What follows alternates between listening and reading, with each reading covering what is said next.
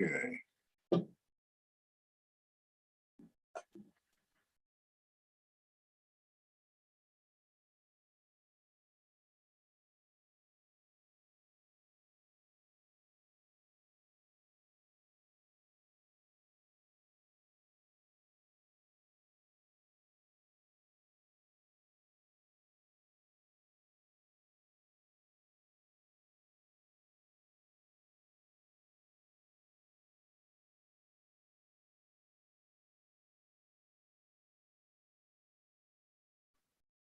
All right, I think he's, sorry.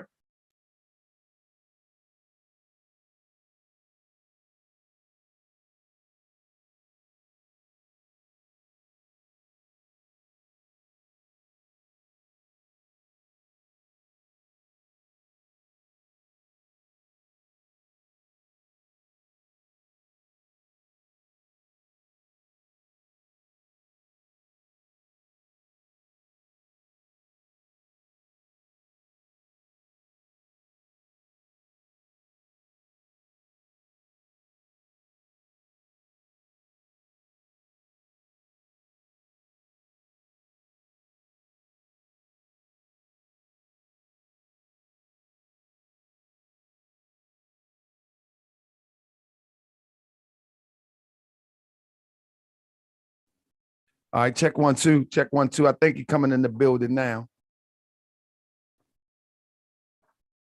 Brother, can you hear me? When he come in the building, we're gonna get right started because we're running late. You can hear me? Yeah, let me see if I'm so what's the share button on here? I'm trying to find that. One moment. Let me. Okay. All right. The stream looked pretty good. All right. Yeah. So far, so good. Now, so brother, when you look at the bottom of your screen, do you have a screen share button? A green one? Yeah, I see it up top. It says share. All Hold right. on 1 second. Let me see. Hold on. Only the host can share in this meeting. Okay. No, if you share, I should be able to allow you to share. You follow me? Yeah. So try to share something. Okay. Hold up. Let me see. Multiple participants can share time. One participant share at a time. Okay, you good on that? Hold on, but it's telling me when I push to share content, it say only the host can share in this meeting. Okay. Hold up. All right, now try. Okay. Photos. Where my photos at? It's only showing me one photo. Let me see something. No. You coming up here with a champion, man? With hell no. I'm trying to figure out where in the heck it said my photos, right?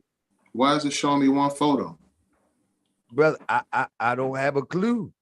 Oh my God. Come on, man. This is crazy. Are you serious right now?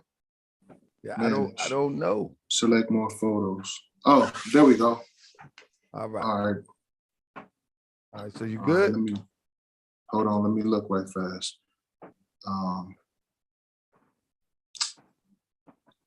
Give me 1 second, give me 10 seconds.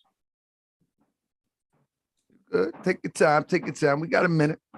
Yeah, I got my photos. So give me just let me cause I gotta set everything right. Make sure I know where everything is at. That's right there. So in the meantime, family, sorry for the lateness. But bro, just trying to make sure he get. I mean, I'm gonna make sure you get a fair shot. You know what I mean? Yeah, thank you. I appreciate that. Make sure you get a fair shot at this. I don't know why it's hiding some of my. Okay, there we go. All right.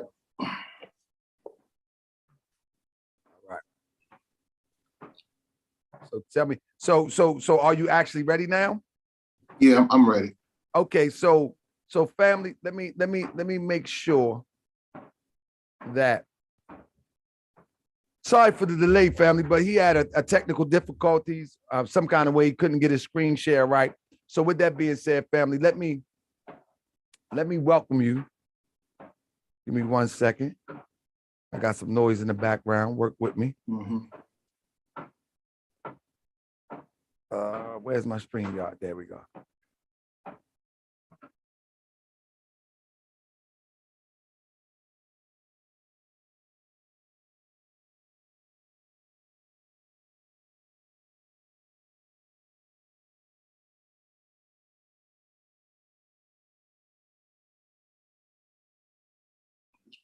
Goodness gracious.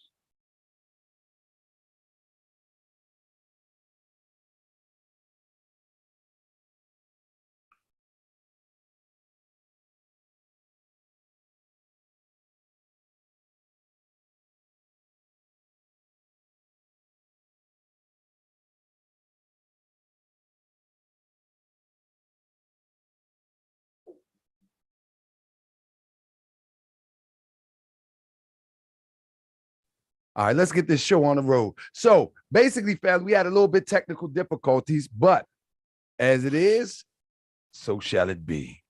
We're about to get busy. So, family, this is the conversation. Hold up, what's going on? This is the conversation. The conversation is Prophet Noble Drew Ali's Deen, way of life, et cetera, or Prophet Muhammad's Deen, way of life, on and on and on. Is that more reasonable? Is that more reasonable for our people here in America? Which one is more reasonable? You follow me? Which one is more reasonable? Is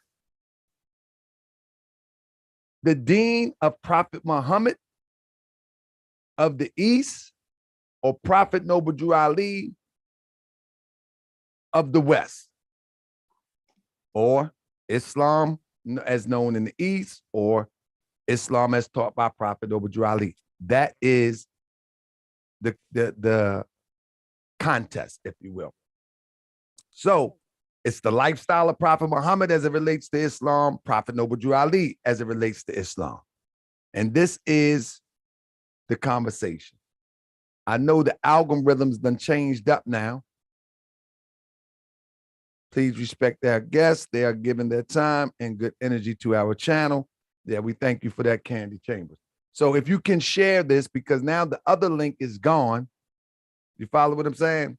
The other link is gone because he was unable to screen share. So I was trying to wait and buy time to get people in. But nevertheless, we're going to get started.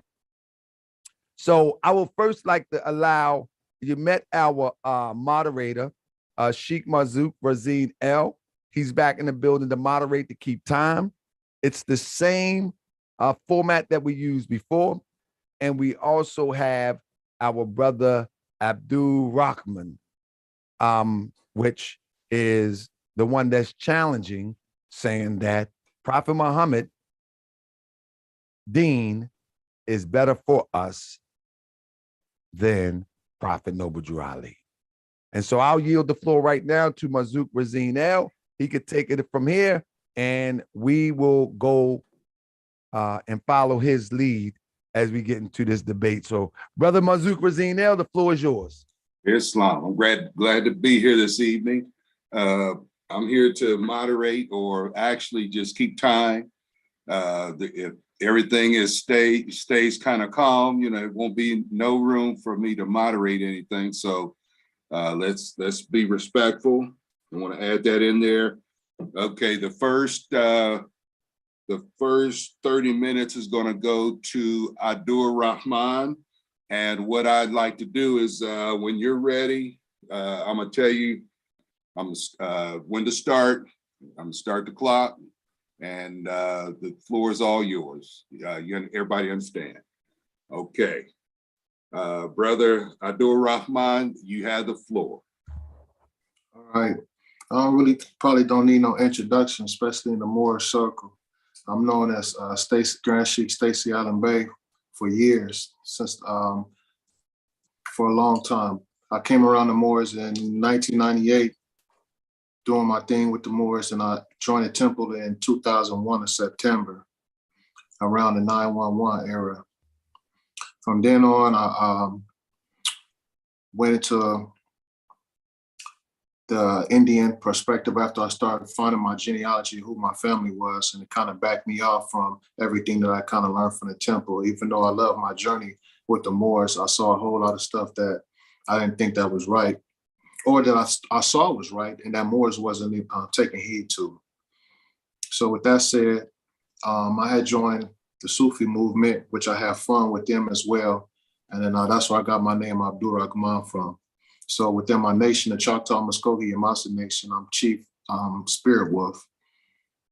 And in the Islamic world, now I'm not a Sufi, I'm just a Muslim. I'm just saying I got my name from my sheikh that was a Sufi sheikh who I still respect. But I'm Abdur Rahman in the Muslim world. Over in Africa, I got crowned as a king last year in September. So my name in Africa, where I'm at right now, is Ni Afia Momo Tuma the First of the Gadagbe people, the God tribe over in the Accra, Ghana. So with that being said, we can start the time up so we can get this thing rolling.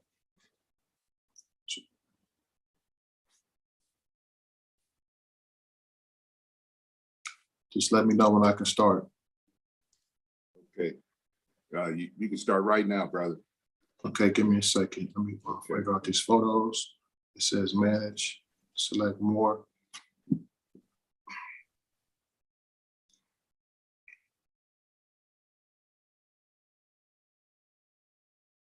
Give me a second.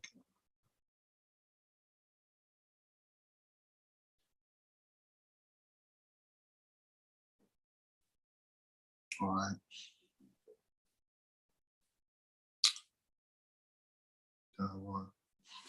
Is everybody able to see that?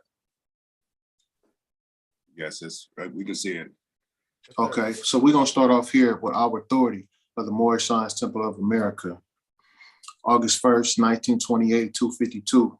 It says Corporation of Religious Affidavit. All the Moors know this as their authority or our authority, which was filed in Cook County, Illinois. This is the process by which the Moorish Science Temple of America was founded. Okay, so I noticed in the one-on-ones that talk about 1913 AD, but we don't have no document or no proof of that. We just have words. But this right here is an actual document that was filed that you can go and research for yourself. Everybody knows that. So it says, I, Noble Drew Ali, the Moorish Science Temple of America, held at Chicago in the county of Cook, the state of Illinois, on the 20th day of July, AD 1928. For that purpose, the following persons were appointed sheiks. Remember, it says appointed sheiks, okay, according to the rules and usages of such. The Moorish Science Temple of America do solemnly swear that at the meeting of the members of Noble Drew Ali, Mili Il, Small Bay, Lovett Bay, and Foreman Bay, the Moorish Science Temple of America, deriving its power and authority from the great Quran of Muhammad, to propagate the faith and extend the learning and the truth of the great prophet of Ali in America. We can actually stop the whole conversation right here, because the Moorish Science Temple of America derives its power and authority from the great Quran of Muhammad. So to say that Prophet Muhammad, may peace and blessings be upon him, or his Quran doesn't matter is straight foolishness, because the Moorish Science Temple of America derives all its power and authority from the great Quran of Muhammad, to propagate the faith and extend the learning and the truth of the great prophet of Ali in America. When it talks about the great prophet of Ali, it's still talking about Muhammad. If I say, who is the father of Taharka Bey, you're going to tell me his father. Who's the mother of Taharka Bey? Who is the son of Taharka Bey? Who is the children of Taharka Bey? You're going to give me the people, the name of his father, mother, and his children. If I ask you who's the prophet of Ali, that's talking about Prophet Muhammad. If I ask you who's the prophet of Abu Bakr, who's the prophet of Uthman or Ali ibn Talib, you're going to tell me it's Prophet Muhammad. So in this subject right here, it's talking about Prophet Muhammad. Next, it says to appoint, just like up top when it said appointed sheiks, it says to appoint and consecrate missionaries of the prophet and to establish the faith of Muhammad in America. Period, point blank. So you're supposed to be establishing the faith of Muhammad in America. Now, this is talking about whether it's the appointed ones, to appoint and consecrate missionaries of the prophet it normally should say to anoint, to appoint, and consecrate missionaries of the prophet, but it's a lot of these things going around that's not right. But it should say to anoint, appoint, and consecrate missionaries of the prophet, and to establish the faith of Muhammad in America. So if you're a sheik or you're an adept of the Moorish Science Temple of America, according to your mission statement, you're supposed to be establishing the faith of Muhammad in America. What is the faith of Muhammad? There is no God but Allah. You're supposed to pray 5 times a day. You're supposed to give zakat. You're supposed to fast during Ramadan, and you're supposed to make Hajj. And I ain't talking about to Chicago, I'm talking about to where Hajj says, where it's saying in the great Quran of Muhammad. Now let's go to the next slide, if I can. Give me 1 second. Go to my photos. Manage.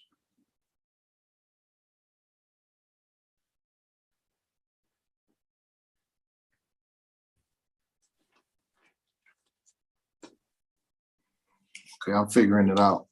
It says, after you have the following of the Moorish Science Temple of America, next you have to join membership of the Moorish Science Temple of America. To get your identification card, a membership card for the Moorish Science Temple of America, you need one of these.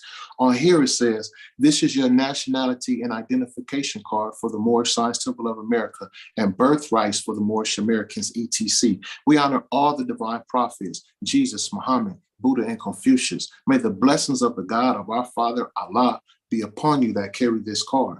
I do hereby declare that you are a Muslim under the divine laws of the Holy Quran of Mecca. Let me repeat that.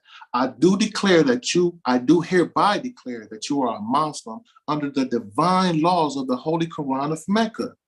Love, truth, peace, freedom, and justice. And then we're going to get to this love, truth, peace, freedom, and justice after this as well. But in order for you to be a Muslim under the Moorish Science Temple of America, you are under the divine laws of the Holy Quran of Mecca. So you got the Moorish Science Temple of America deriving its power and authority from the great Quran of Muhammad. Those who are anointed, appointed, and consecrated are supposed to establish the faith of Muhammad in America. And then when you even proclaim your nationality in the Moorish Science Temple of America, you are supposed to be under the divine laws of the Holy Quran of Mecca.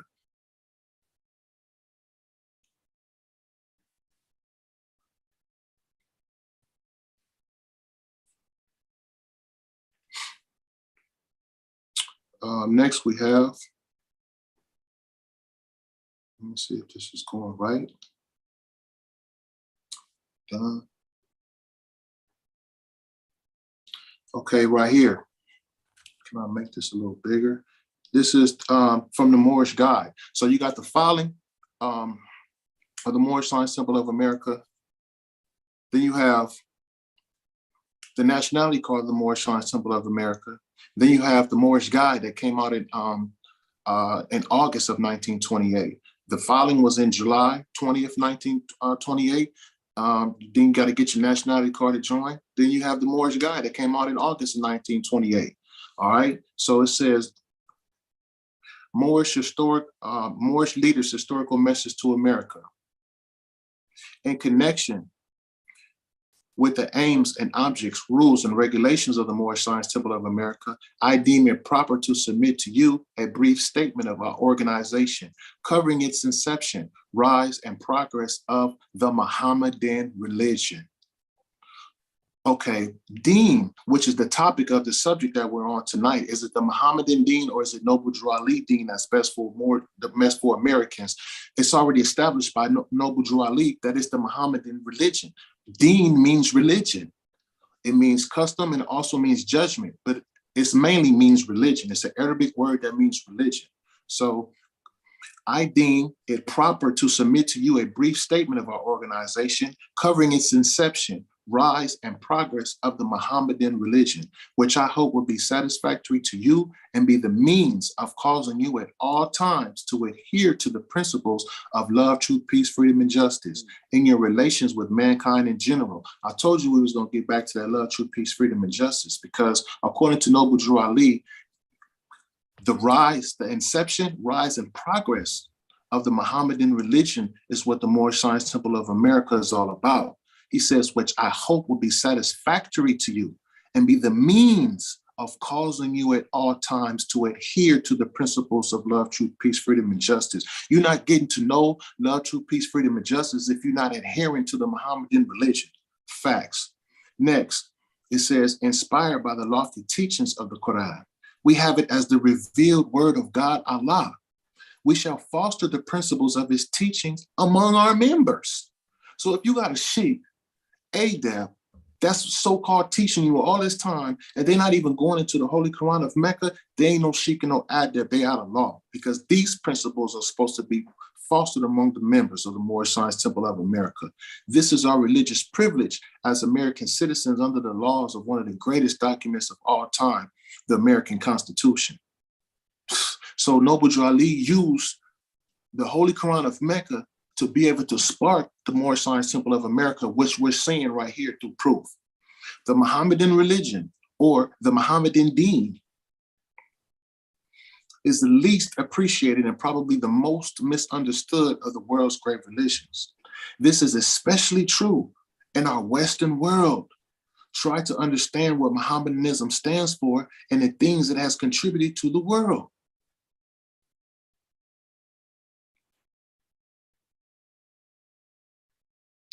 Let me find my next slide.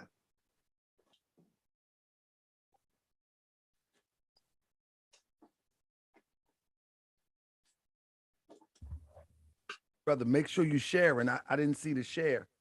You didn't see the share? No. How is that? Hold on. Are you seeing it now? We see the screen share now. Yep, you're there. Okay. I don't know how that happened. I apologize. It says, Muhammad was the founder of the Mohammedan religion. It originated 13 centuries ago on the Arabian Peninsula. So he's not talking about Chicago. He's talking about the Arabian Peninsula.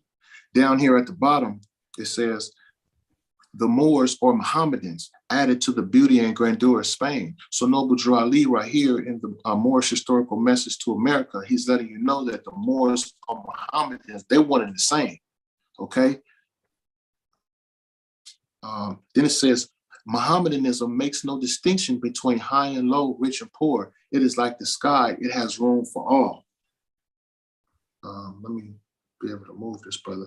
The Quran should be of interest to all readers. It is the Bible of the Mohammedans. It is the Bible of the Moors because it says Moors or Mohammedan. So the Quran is the Bible of the Moors. See, right here, we're not talking about the Holy Quran of the Moorish Science Temple of America because according to the Moorish Guide newspaper, Prophet Drew Ali did not give out the Holy Quran of the Moorish Science Temple of America to the convention of 1928. He gave it to the governors. And then the Moors really didn't get it till February of 1929. If I was in America, I'll show you the proof, but I'm far away from home right now. It said it covers the customs and actions of over 200 million of people. This is in 1928. Now it's 2 billion people. So that means since 1928 to now, almost 100 years, it done gathered 1,800,000,000 people. While the Moorish Science Temple of America is probably 5,000 members or less.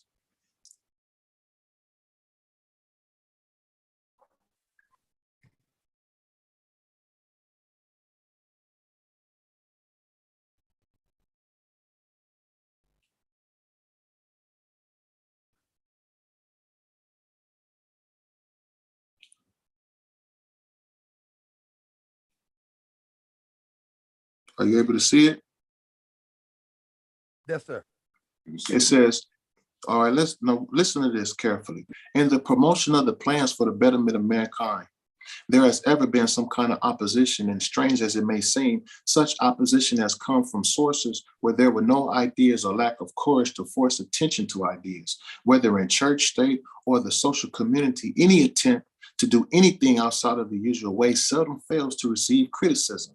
Not because the course cannot be pursued legally or that it is unreasonable, but because it has been considered in terms as new.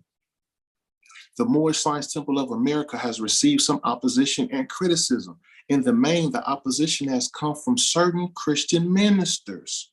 They have expressed themselves as being opposed to our propagation of the Mohammedan religion or the Mohammedan Deen. possibly because the promotion of the Mohammedan faith among our people in the United States is considered by them in terms of something new. Ain't that what you hear all these Moors be talking about? Oh, we ain't trying to do with none of that Arab, pale skin Arab religion, all of that. We got the old time religion, blah, blah, blah. Noble Drew Ali is not saying this. That's these Moors and their weird thinking that's saying all that. Noble Drew Ali is not in agreement with none of this stuff that these Moors is talking about. In fact, Noble Drew Ali said, in the main, the opposition has come from certain Christian ministers. So if you're in opposition of the Mohammedan Deen, you know what you are? A Christian minister. I don't care if you got a fez on with a Moorish flag behind you, with a podium, blah, blah, blah. You a Christian minister because you ain't pushing the Deen. Period, point blank. Let's continue.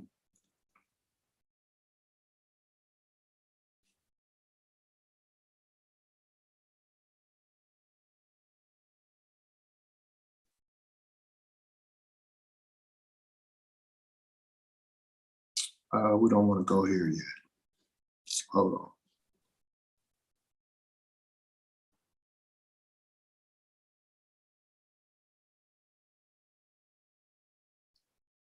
We want to go here.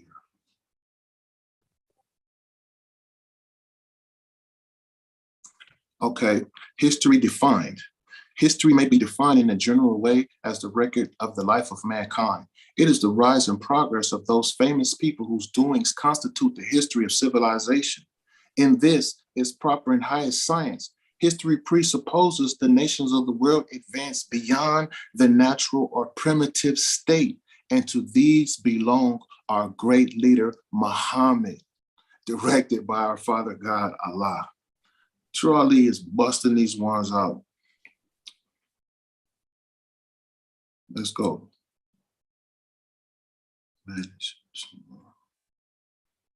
So what we're going to do now is we're going to go to this right here.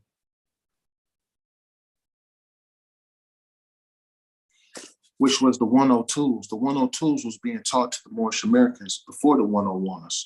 So in the 102s, it says in number 66, who is guarding the holy city of Mecca to keep them from entering? It's talking about Adam and Eve. The answer is angel. 67, what is the modern name of those angels? Arabians. 68, what is the shade of their skin? Olive. So Drew Ali ain't talking about no pale skinned Arabs. He's talking about the ones that's olive. 69, it says, are the Moorish Americans any relation to those angels? Yes, we all have the same father and mother. Hold on. So the angels are the Arabians and the Moorish Americans have the same father and mother as those Arabians. It says, what is the title of the original royal house of the original Arabians? The House of Saadi. Who are the original, it's the 71. Who are the original Arabs? The ancient Moabites. 72, how was this? They are the founders of the holy city of Mecca. So according to the Moorish teachings, the Moabites and the Moorish Americans are the ancient Arabians. So I don't want to hear no talk about Arabia this or Arabia that, when Moors are supposed to be under the Holy Quran of Mecca. They're supposed to be spreading the faith of Muhammad. They're supposed to be under the divine laws of the Holy Quran of the Moorish, of the Holy Quran of, divine laws of the Holy Quran of Mecca. And at the same time, as we just read right there, they are the same family as the Arabians. So let's go. Let's go here. Oh, I'm sorry. Showing up. All right. Chapter 45. The divine origin of the Asiatic nations. The fallen sons and daughters of the Asiatic nation of North America need to learn to love instead of hate and to know of their higher self and lower self. This is the uniting of the Holy Quran of Mecca for teaching and instructing all Moorish Americans, etc. So it's the Moorish Americans that need to learn of their higher self and their lower self so they can unite with the Holy Quran of Mecca. Ain't nothing wrong with the Holy Quran of Mecca. It's something wrong with Moors in America. It says the key of civilization wasn't in the hands of the Asiatic nations, the Moors, who were the ancient Moabites and the founder of the holy city of Mecca. I'm not agreeing with this history, but I'm saying that according to a Moorish doctrine, that they're supposed to be one in accord with the holy city of Mecca because they founded it. The Egyptians, who were the Hammatites and of a direct descendant of Mizraim, The Arabians, the seed of Hagar. Hagar married Abraham. They had Ishmael.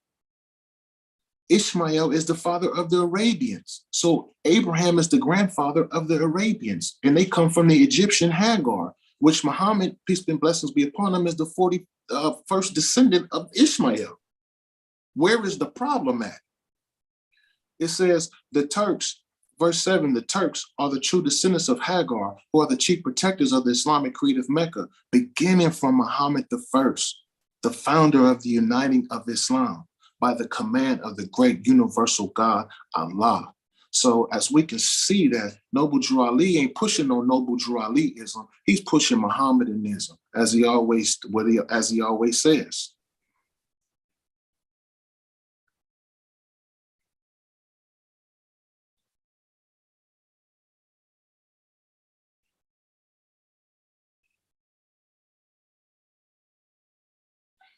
Here, the foundation of Christianity in Romans chapter 46, the next chapter over. Verse 3, seeking to redeem his people, talking about Jesus, may peace and blessings be upon him. In those days, from the pressure of the pale-skinned nations of Europe, Rome crucified him according to their law.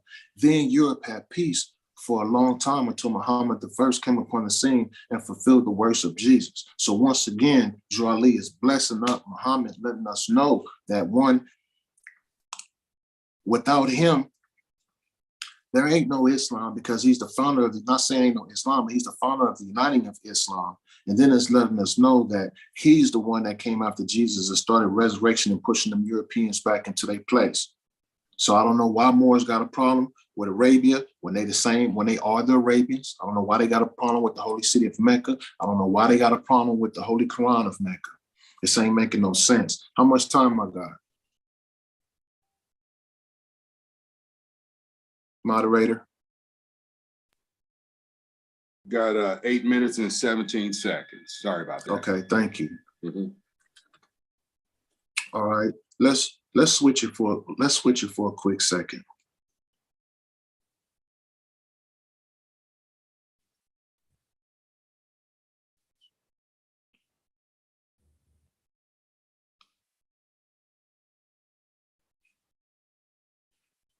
This is one of the records of my grandfather's, my great-grandfather, my grandmother's father in 1930, a man who I know. It says original Indian race. This is in 1930. So as you can see, in 1930, my family knew who they were. Let's go to some more. Manage, select.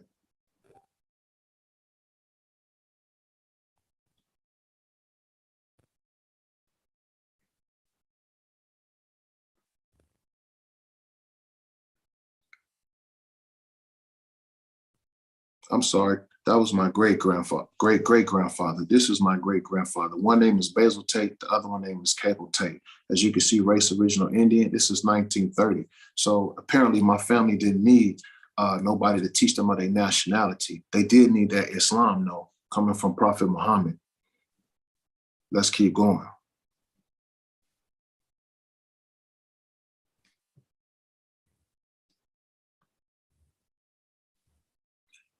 That's Cable Tate right there, along with our cousin Joe Lewis, who was also a Cherokee, just like my family, with my great uncles right there.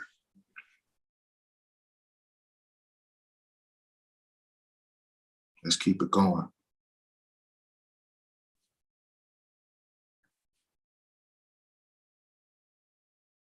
This is Basil Tate, 1800 picture, looking suave and dandy, not needing no nationality from nobody because he already knew what his nationality was.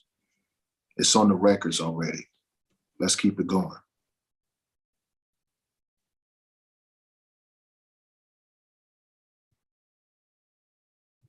Right here. This is that same census record right there. It says Tate right there. Put it up the top. Tate, Basil, Cable right there. We're gonna go over here and it's gonna say, under these Choctaw people, it's gonna say Cherokee.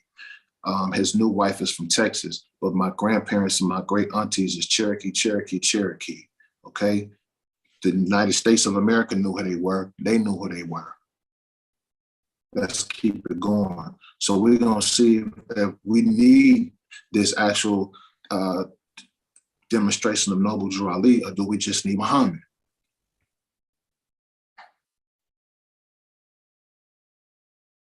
This is John Johnson, my third great-great-grandfather in the 1800s. Let's look at his records. He looking suave and debonair. I don't need no help on looking suave and debonair because my family is already straight with all of this. Let's keep it going. I'm showing this because certain people out here, all they can do is go back to 1928 and be trying to see what Noble Drew Ali was doing. What was your family doing? You need to understand who you are and what you was doing. You are what your ancient forefathers were without doubt or contradiction. You can't change your descent nature. So right here it says June 13th, 1899. So in 1899, according to the Muskogee Land Office, my third great-grandfather, who picture I just showed you, is right here. What is your name? John Johnson. Are you a citizen of the Muskogee Nation? Yes, sir. What town do you belong to? Topofka. Y'all know where that's at? I know where it's at. How long have you lived in the Creek Nation? All my life. We don't need no help with nationality. That's a farce. Our people knew who they were. How much time I got, moderator?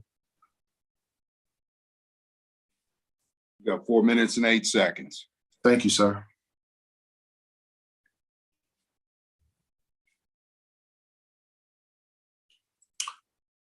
This is my father's mother right here to the right. Her name is Helen Caldwell. She was born, then she became Helen Mason when she married to my grandfather, Harry Mason. She got on Indian regalia. Her mother, of course, is in a Victorian suit, but look at her sister right here. She has on a regalia and her sister is on a long wolf pelt. They are Ganan Kahaka. Ganan Kahaka is the original name for the Mohawks. Okay, so they are Iroquois. The Iroquois is who started and helped these Europeans get a government and taught them government, not the Moors, but the Ganan Kahakans and the rest of the 5 tribes of the Iroquois is the one who taught them our system of government. Don't need no nationality from nobody, no made up nationality.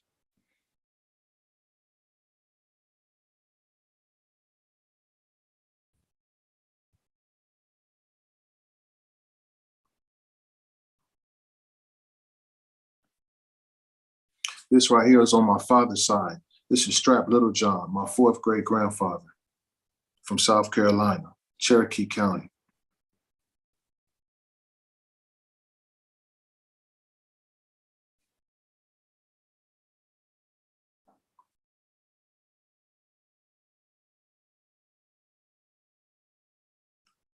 As you can see right here, oh man.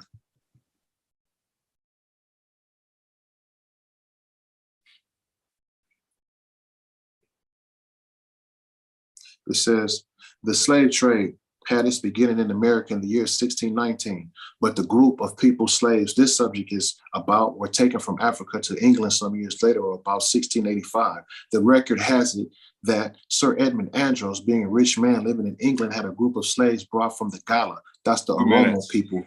2 minutes. 2 minutes, thank you.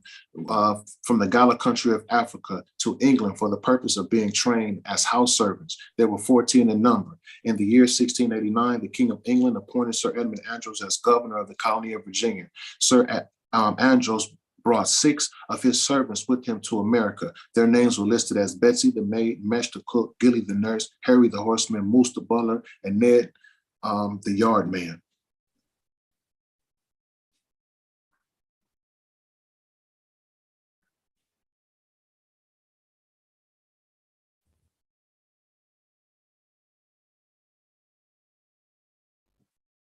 As you can see right here, it says Strap Little Eliza A6 Strap C6.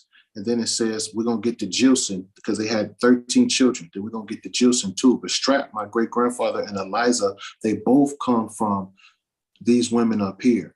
A and C denotes the progenitor Betsy. C denotes the progenitor Gilly. It should be noted that Betsy, Mesh, and Gilly were not sisters, but were members of the same group in service of Sir Edmund Andros, brought to America from England in 1699.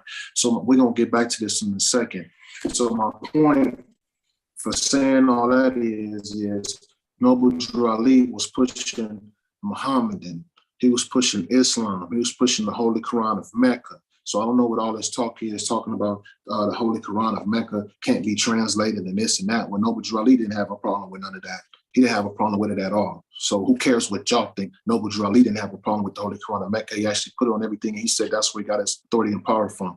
Also, I'm questioning if you even need that nationality, or do you just need the Islam, period? Because it seems that our family already knew who they were. And I just showed you 21 generations going back for me of our people who already knew who they were in slavery. All right. All right. All right. Check, Okay, that check, was check. 30 minutes. And go ahead, Taharka, Grand Sheikh Taharka. When you're ready, hold on, let me reset this. Okay, when you're ready, let me know and I'll give you the signal. I'll give you the time. 1 second. I want to make sure. Can you hear me good? Yes. Yes. All right. Can you see my screen share? Yes, I see the ad. Okay. All right. So first and foremost, let me just start off real quick because I got a lot to cover real quick. I want everybody to understand that the name of the debate is the Deen of Muhammad or the Deen of Prophet Noble Drew Ali. The name of the debate is not if he's an Indian, if he's native. I want you to pay attention, family. The name of the debate is not interpret Moorish science for me. It's not to what authority we have from the Quran of Muhammad. The name of the debate, and this is why I will not debate an al-Islam Muslim no more unless they certified imam material.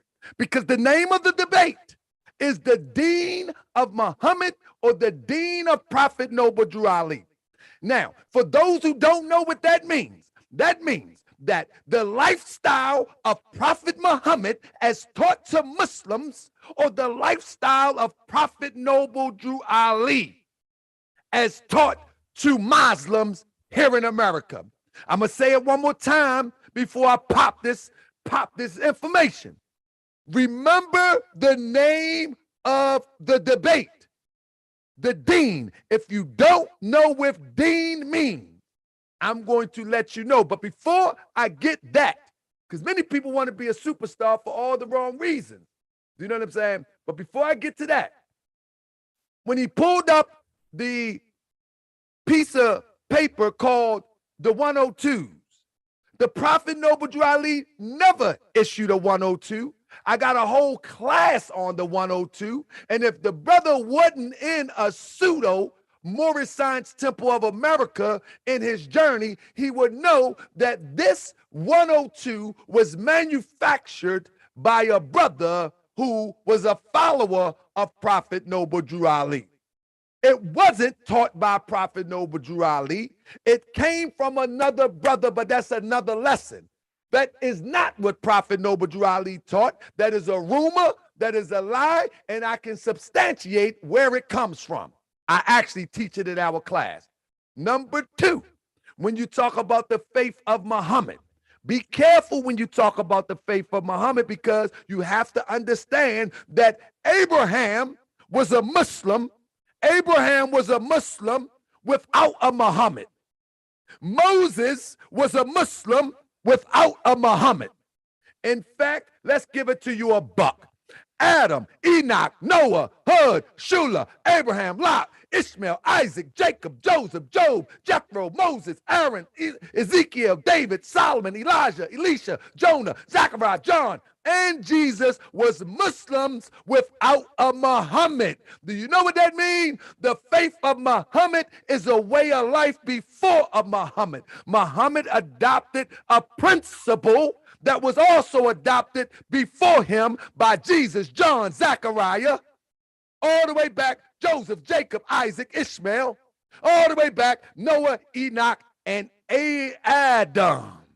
So the faith of Muhammad is only the application of a principled life that is of high science. Before Muhammad existed, the faith of Muhammad was Islam, the perfect way of life. So now when you get into Moorish science, you understand the science, how John could be a Muslim before the phrase was even coined. You know how Aaron was a Muslim before the phrase was even coined. And this is why they appear in the Holy Quran in Mecca as Muslims. All right? So when you talk about Prophet Noble Drew Ali talks about the faith of Muhammad, it's right in line with all the prophets. But the faith of Muhammad is not necessarily expressed by one person named Muhammad. The faith of Muhammad is an ideal. Understand what an ideal is. The faith of Muhammad is a high ideal established from high spiritual principles. And Muhammad expressed that just like every other prophet before him. And so it's called the faith of Muhammad in this era time. In Jesus' time, it was the faith of Jesus. In Elijah's time, it was the faith of Elijah. It was the faith of our ancestors, which is Islam, the perfect peace. This is what we're talking about tonight.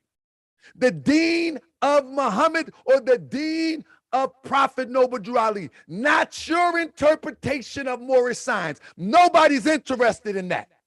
Nobody's interested in your interpretation of something that you don't understand as it relates to the authority on back of the questionnaire.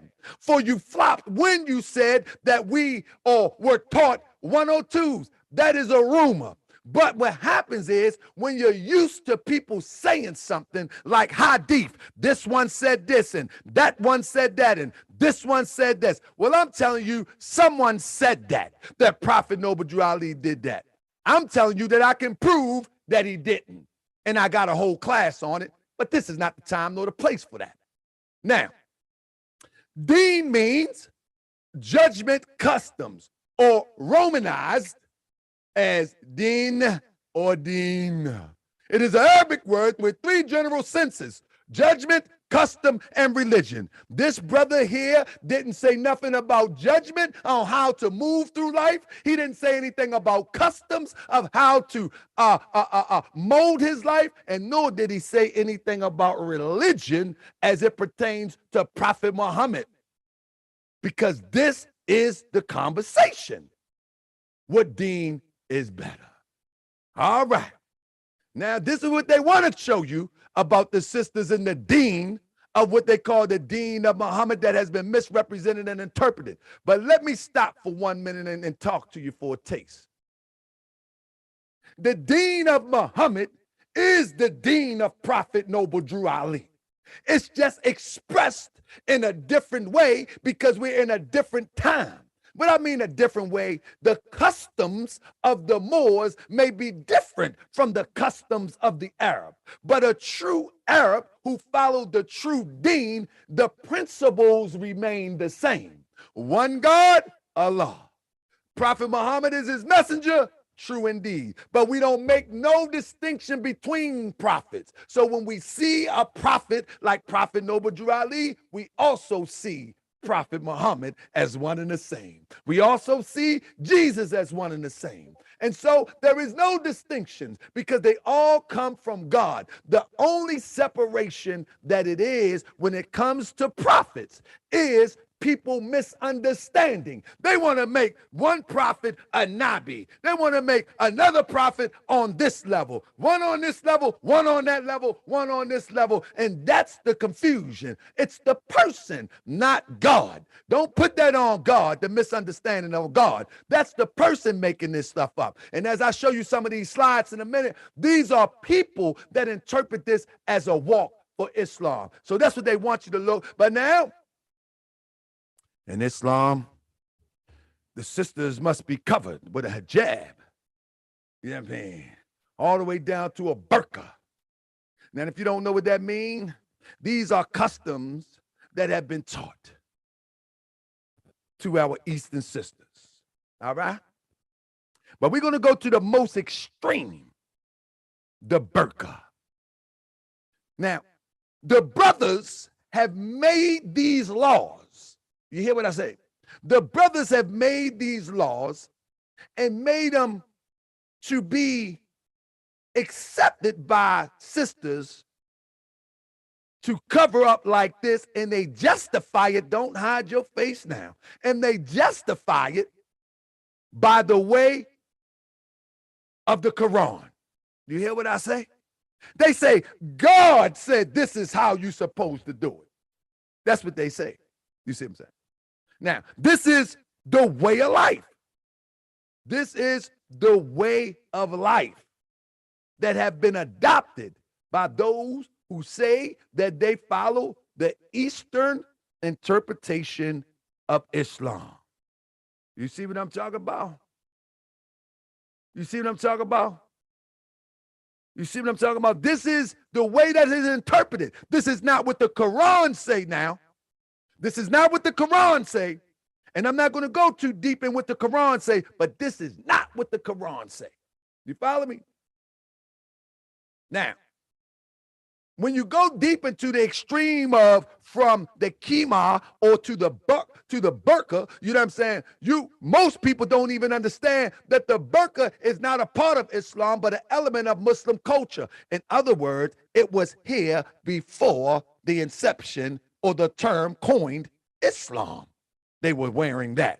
But it has been adopted by Islam and it's been perpetuated to push it on sisters as a form of control. Now, this is a deen now. This is a custom now. You know what I mean? But we're going to compare this to the deen of Prophet Noble Drew Ali. All right? So now, let's deal with some of the deen as they interpret it, but I'm going to read it raw from the Quran.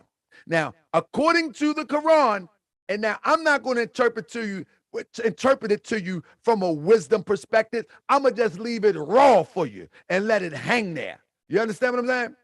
In the Quran, Surah Nisa 4:22 to 24, it reads, Allah mentioned women who are forbidden for marriage, and then he said, lawful to you are all beyond those mentioned, so that you may seek them with your wealth and honest wedlock. What did I just say? Did anybody understand that? Anybody understand that? You may seek women with your wealth. Do you know what that means? Somebody say it for me. Somebody say it for me. You may seek women with your wealth. Somebody say Taharka is clearly ignorant of Islam. Well, let me show you something. I'm showing you what this deen is perpetuated under Islam, which I know better than y'all interpretation. Now, y'all going to get mad with me. So you may seek them with your wealth. Put that bread up. In other words, we living back when you can trade 3 cows for marriage. We living in a time in 2022 where we can trade 4 horses, 3 cows, and maybe a mule for a sister. You hear me? That's what it says, so you may seek them with your wealth. So today, you can seek them with a car. You got to go to their parents. You can seek them with a house, and on and on and on. Remember, this is the deen. This is the deen. You hear me? Prohibited to you from marriage are your mothers, your daughters, your sisters, your fathers, your sisters, father, sisters, your mother, sisters, your brother, daughters, your sister, daughters, your mothers who nursed you, your sister through nursing, your wives, mothers, your stepdaughters under your guardianship, or your wives unto whom you have gone in. But if you have not gone into them, there is no sin upon you. And the wives of your son are from your own loins, and that you take into marriage 2 sisters simultaneously, except for what has already occurred. Indeed, Allah is ever forgiving and merciful. What does that mean? What does that mean?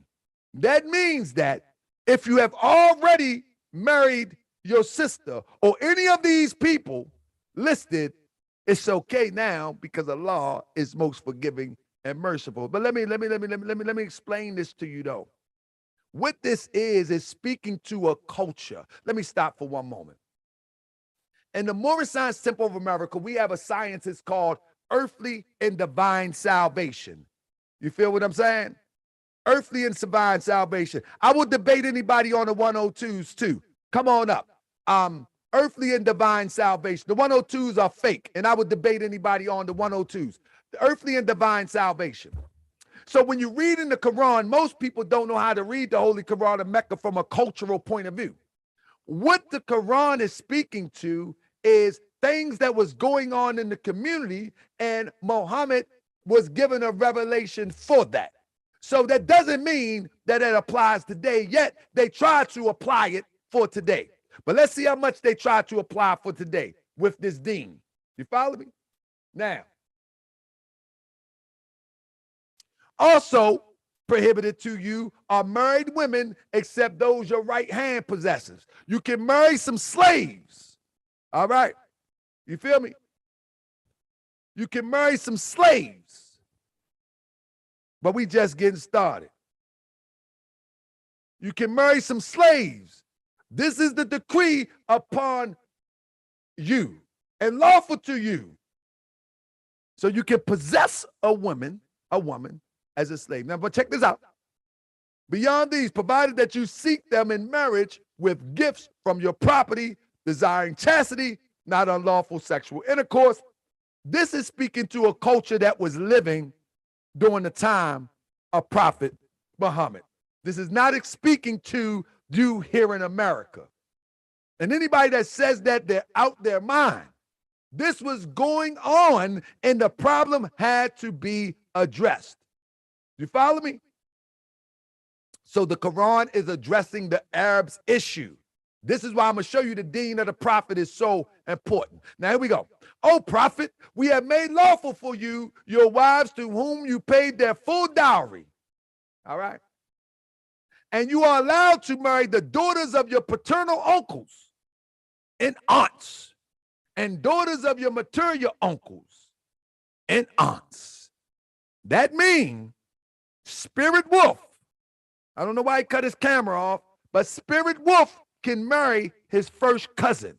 This is a deen. You understand?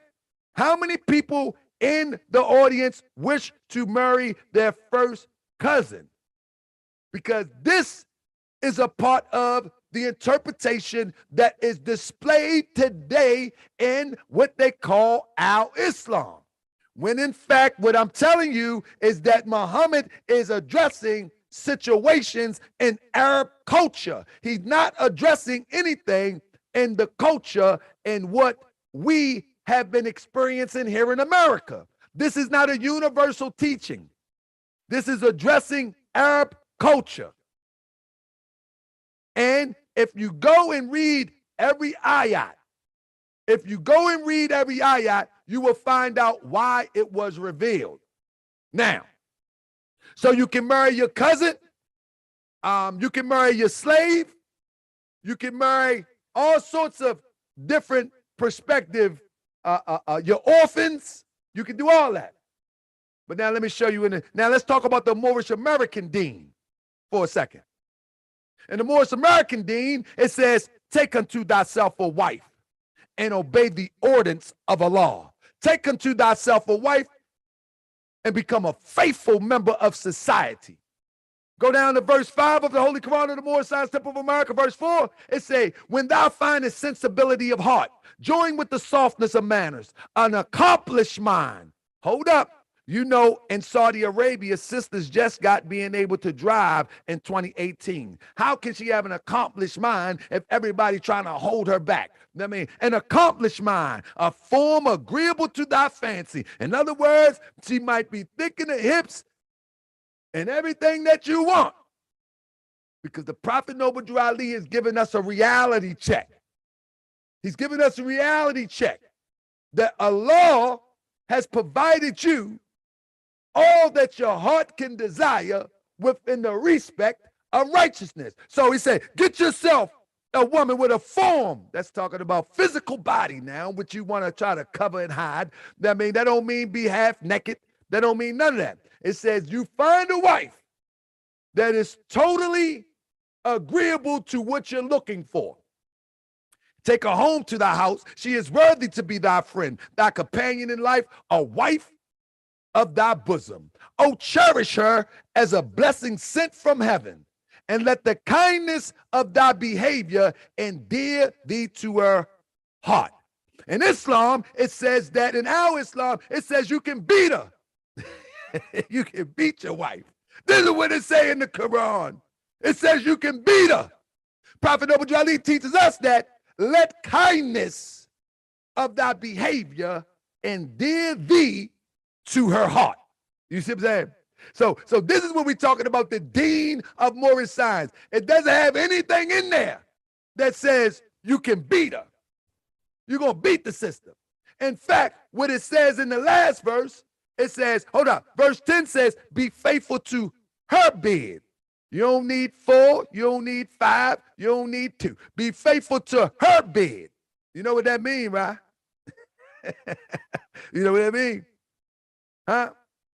Be faithful to her bed. Now, in our Islam, you know what I mean? And out, look, somebody said it don't mean that you beat your wife physically. Well, that's what it say. In our Islam, it says if you can be fair, which you could never be, you can take 1, 2, 3, or 4.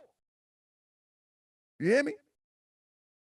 But in Moorish science, you know what I mean? Moorish science, it says be faithful to her bed. You follow what I'm saying?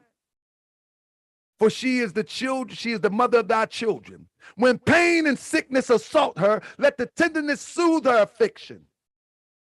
A look from thee of piety and love shall alleviate her grief and instigate her pain and be a more avail than 10 physicians. Then it tells you, consider the tenderness of her sex, which means she's a feminine of our masculine, the delicacy of her frame, and be not severe to her weakness. And it's not calling her the weaker vessel. It says also followed up, but remember thine own imperfections. You follow what I'm saying?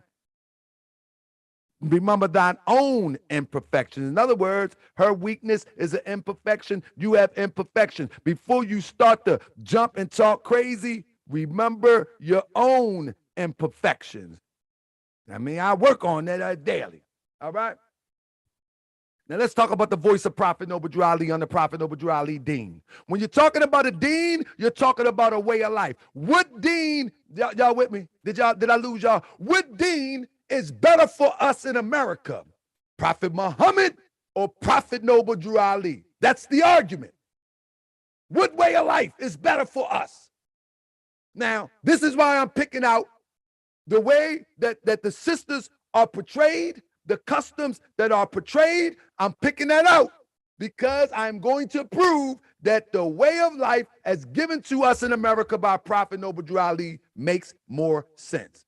You hear what I'm saying? You hear what I'm saying? All right, now here we go. We're going to talk about the Deen of Prophet Abdur Ali. Stick with me now. Here we go. Let's speak to the voice of the prophet. Now, the Deen of Prophet Abdur Ali is about creating, you hear what I say? Creating your own newspaper so you can control what goes out before your people. The Moorish God owned by Prophet Abdur Ali and managed by Sister Juanita Mayo Richardson Bey. You hear what I say? You control your media. I don't think Spirit Wolf controls the media. The Arabs whom he subscribed to control the media as well as everything that he subscribes to as a Muslim. He doesn't control anything. He hasn't organized anything. He doesn't control anything. Therefore, he's easily misled and indoctrinated, right? Now,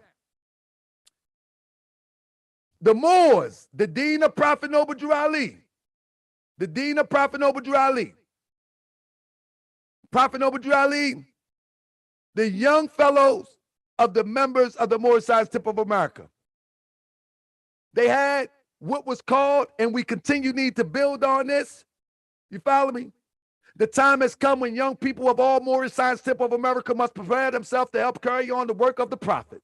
and the great Moorish movement, now and in the future. I am the future. You follow me? By the words and deeds, we must stand for the obligation of duty, the power of unity, the strength of constructive cooperation, the wisdom of thrift and economy, and the value of life and the value of time, improving ourselves by greater attendance at day or evening literary and trade schools. Did you hear what I say? The Dean of Prophet Noble Drew Ali, it says we need to have greater attendance at day or evening, night or day, at literary or trade schools in the community in which we live. You hear that? Shouldn't we have more trade schools? Huh? This is the Dean of Prophet Noble Drew Ali. This is the religion of Islamism. The religion that brothers like Spirit will follow. They think it's a dress, they think it's a talk, they think it's a tongue of Arabic. But this is the religion of Islamism. Trade schools in the community in which you live. Do you understand what I'm saying? Now listen to the dean. They're not used to this type of dean. They want to be dressed up and want to have it real glossed over. This is the Dean of Prophet. Nothing brings greater rewards of happiness than useful service in our chosen fields of work. Useful service among the young men and women of the boys and girls of all Moorish Science Temple of America is the purpose of the Young People Moorish League. And I want all Moorish American children and young men and women up to the age of 30 years to join the league and help to make it the greatest organization, young men, in the world. This is the Dean of Prophet Noble Drew Ali. I don't know what he's talking about. You know what I'm saying? The Dean of Prophet Noble Drew Ali is this here. The Young People's Moorish League. Pearl Drew Ali, the wife of Prophet Noble Drew Ali, she is the president. She is the boss. She's the boss lady. She's the boss lady. Juanita Richardson Bey, another sister, she is the secretary. We're making bosses over here.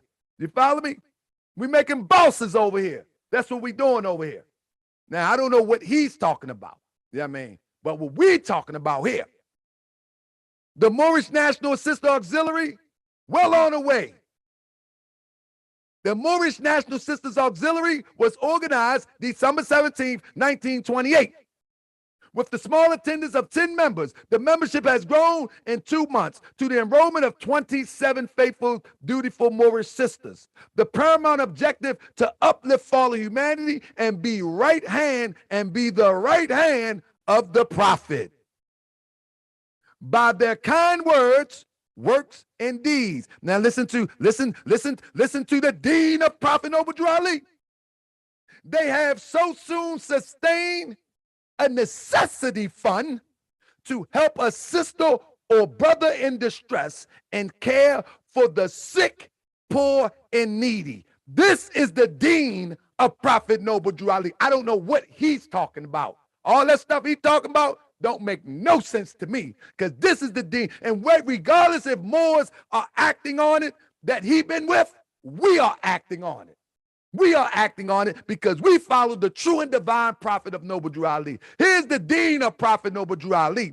Businesses, Moorish Express and Moving Service, long distance hauling, 3603 Indiana Avenue. This was Prophet Noble Drew Ali's business right here. You hear what I say? Not only that, okay, Moorish lunch. You see what I'm saying? This Moorish businesses. This is the Dean of Prophet Noble Drew Ali. You know, what you get from the Arabs is liquor stores. Do you see what I'm saying? The Arab counterpart. They got liquor stores in the neighborhood. This is the Dean in which you should be subscribing to. Don't open up a liquor store, because that's what they doing. Now listen. 2 minutes. 2 minutes, pick a city. They open up liquor stores. I got so much to go. I got so more. But the Dean of Prophet Noble Drew Ali is the businesses of Prophet Noble Drew Ali. The Dean of Prophet Noble Drew Ali, a furniture house. The Dean of Prophet Noble Drew Ali. It goes on and on. Politics. Involving ourselves in politics and taking over the political arena that benefits us. This is the Dean of Prophet Noble Drew Ali. What you talking about don't make no sense. And when you look at any of these slides, you will see the Dean of Prophet Noble Drew Ali fully expressed. And now I'm going to get on the Quran thing, but let me tell you something. Literary contests. How many literary contests is these Arabs putting in our community? You are eligible to enter the contest, so why not begin today? Now, after the literary contest, we're going to have a short story contest. This is the Deen of Prophet Noble Drew Ali, the education of our people and the elevation of our people, not the manipulation of Arabism, growing beards, having on dresses. That's not the Deen of Prophet Noble Drew Ali. And I mean no disrespect, but you came in here trying to pop shot at Prophet Noble Drew Ali, and you're not sticking to the topic. And this is the last time we're going to do this. Stick to the topic. Show me the Deen of Muhammad so we can make the comparison. We don't care about your interpretation and your hurt feelings about Prophet Noble Drew Ali and the Moorish Temple of America that you claimed you was a part of. Show us the Deen of Prophet Muhammad so we can make the comparison. Show us that. We don't care about what your thoughts about the prophet is. Show us what the prophet Muhammad has taught you to become a better man, a better citizen, your wife to be a better wife, your children to be better, and your community to thrive. Show us that. We don't care about what you're talking about, Prophet Noble Drew Ali. Show us the Deen if you can. If you can't show us the Deen, you just giving us rhetoric. I showed you example of what Prophet Noble Drew Ali taught, and that represents the Deen. I got many more slides. Time. And you can get them too. You got me all pumped up. Okay. All right, so we're in the next session here. We got 20 minutes each, and this is more of a rebuttal. And Brother Abdur Rahman, you're up first. You got 20 minutes to rebut anything that was said, and your time starts. Are you ready, sir? Brother? You're muted. Yeah, I'm ready. Let's do it. Okay, time starts now. All right. It's 3 o'clock in the morning over here in Africa, and I'm an Aries too. So I would like fire up in his butt, really, but it's not even that serious because he's not even listening. He never listens to when he has anybody on here. All he does is sit back and think about everything he about to say. He never jots down notes. He never does anything respectful to any of the people that he's speaking upon. All that street yard standing on a crate preaching ain't gonna do nothing, because I already said what the Deen of Islam mean when I talked about the Muhammadan religion. When I read that first, I said what Deen meant, and it was the same thing that you said. So make sure you go back and watch the tape. And then you started off talking about this burqa stuff and this culture stuff, and then you start disrespecting our ancient forefathers and their customs of them, of their marriage customs.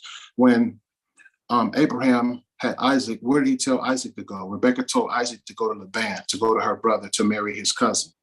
That ain't got nothing to do with Islam, like Muhammad time. That was even before Muhammad time. Like when you first started, you named all them prophets, right? So what happens with them when they go and marry, and he went and married his cousin? What about Noble Drew Ali, right? And then after that, you start going into the sisters, talking about the customs of the Arabs. So you saying you have a problem with me talking about what Noble Drew Ali said, because we talking about the Deen of is it the Deen of Muhammad or the Deen of Noble Drew Ali? I explained to you, period, point for point, by your own doctrine, how Noble Drew Ali is for the Deen of Muhammad. What are you talking about? You just over here screaming, hooping, and hollering. Don't nobody care about that. I already said you was a Christian minister, and Noble Drew Ali already said it because you against the Mohammedan religion. So you done already put yourself in the trash can, brother. Then you put up the burqas, right? And you said that was bad. Then Noble Drew Ali sitting right here with his wife, and she got a burqa on. Noble Drew Ali was 43 years old, married to a 15-year-old. Do you talk about that? That's in the culture? Come on now, man. Don't even get me started on none of this stuff. Let's talk about Taharka Bey. What about Taharka Bey in his news article when he said you can marry as many wives as you want to? And then Taharka Bey's wife took him to court, and he won in court because he said it was his religious right. So why are you sitting on here talking about how Muslims oppress their women when everybody know, according to Islam, that Muslim women always had the freedom. They can divorce their husband. They get dowry rights. They get inheritance rights, all of that type of stuff. So what type of Islam are you even reading upon? Like, what's wrong with your mind, brother?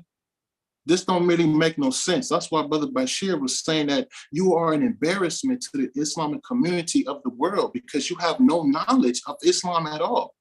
All you do is talk about your little theories on Noble Drew Ali, which is all wrong. You ain't said nothing about the Deen at all. You start talking about all the stuff that's in the Moorish Guide. You start talking about organizations that happened in 1928. Don't nobody give a damn about no organizations that happened in 1928. You talking about a Moorish meat market in the laundry room. What are you doing now? It's been over 100 years, like going on 100 years. The Moors don't have nothing. You don't have no school. I got 40 acres of land. You ain't got no land. You ain't got no businesses. You don't have no trucking companies now. Where's all the stuff that you're supposed to have right now? You don't have nothing to show for nothing. Only thing Moors got to show is Friday meeting and a Sunday meeting with a flag in a podium in somebody's house or written from some European or some small little room. That's all over the country. What are you talking about? Then you said that you talking about the 102s. It came from another brother. Then you said you taught all the 102s. You got a lesson on it. You didn't give us no quotes. You didn't give us no proof. You didn't even give us a name or where the stuff come from. But you said you teach a class on that. That don't even make no sense, brother. You said that the custom of the Moors are different from the customs of the Arabs. See, what happens with you Moorish Americans is you think like little children. I'm gonna be honest. You think like little slaves that just came out of slavery. That's the thought that y'all want to keep in your mind. That's why you think your nationality is so important and all that type of stuff that I can easily break down. But let's stick to when you say that Moors practice something different from the Arabs. When? Because in your mind, you got the Moors over in Spain. You got the Moors that conquered over in Europe, the civilized Europeans, blah, blah, blah, blah, blah. That's what y'all got in your mind. You got the pictures of them Moors in your mind, but them Moors was Muslims. Them Moors had a Quran. Them Moors prayed 5 times a day. That's why they was able to do what they did. When Islam started and Prophet Muhammad started prophesying, these ones, after Prophet Muhammad passed his forms, they went and got Jerusalem, Persia, Baghdad, Turkey, Egypt, Libya, Algeria, Morocco, Spain, France, Portugal. They did all that within 100 years. They went and conquered all them territories. What have Moors done in this 100 years? Nothing. The same thing you're doing right now. Nothing. You just running your gums. That don't mean nothing to me. That don't mean nothing to nobody because you have nothing to show for what you're talking about. Telling me about what happened in 1928. Why in the hell would I care about what happened in 1928 when my family was doing better than the Moorish Temple of America? You didn't even make no sense. That's why I was showing you them pictures earlier. I showed you the Deen of Muhammad in America. That's exactly what I showed. You ain't showed nothing about the Deen of Noble Drew Ali, the religion of Noble. What, he made up his own religion or something? Stop it, man. Listen, you said, you keep making this point, talking about the Quran is for old time people. It's outdated. But in the Moorish Temple of America, y'all talking about Jesus. Isn't Jesus older than Muhammad? Right? He's 600 years older than when Muhammad came, right? So if you're talking about Jesus, right, how are you not outdated? You're not even making no sense. And then you brought up a chapter where you talk about marriage, that little small little chapter. How do you divorce? How do a Moor divorce? What do the wife get if you do divorce? What do she get if she get married? You don't have nothing to explain for nothing like that. You just gonna give me them two little verses, and the first verses you give it talk about 2 wives. In that first verse, you don't even know nothing about it. Talking about the Moors I came up with. Listen, bro, you are a joke when it comes to this Islam thing, brother. And let me show you. Brother said he needs to take this off, put this on here. You need to talk to an imam, but you ain't nothing but a grand sheikh. You ain't nothing but what I was, but I'm more than you because you still stuck in the same place that you in right now, talking about hooba juba nothing. So I don't know what makes you better that you need to talk to an imam when you don't even have the knowledge to talk to no imam. You was just talking to one the other day, and he was clowning you. You didn't even understand because you don't have enough knowledge to even understand Islam or proper history. Just like all of them little pictures that you just put up right now. I don't know what you was doing, brother, but that was crazy. It made no sense. Just like when you put up them pictures of them sisters, right? And then Noble Drew Ali got the same thing on his wife. So actually, what point did you make? Isn't that your buddy right there, Bailey Ill? That's me over there in the back over there. You don't have no more teachings in the stuff I got. I've been in the temple longer than you. I've been a sheik longer than you. So all you did was get your little YouTube page trying to be like Sonetta, right? Ain't that what you said yourself? You told Sonetta that to his face. You want to be Sonetta. So you hooping and hollering ain't got nothing to do with Islam, brother. That don't mean nothing. What else you said? Talking about people marrying their first cousins. I just explained to you that in the Bible and how they was doing in ancient times, but your family was doing that down south. You got family members here in America recently that married their own cousins. What are you talking about, brother? So your knowledge is just really weird for how you try to make the Holy Quran of Mecca outdated when you shouldn't really be doing that. So let's get back to the subject, because we're talking about the Deen. Which Deen is better?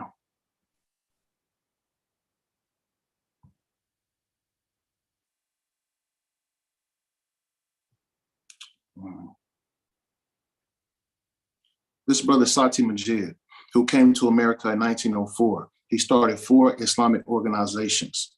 And then in 1921, he was writing letters all around the world to try to make Islam be better in America because of what was happening with the government trying to make Islam look bad. So he came over here from Sudan to shut that down.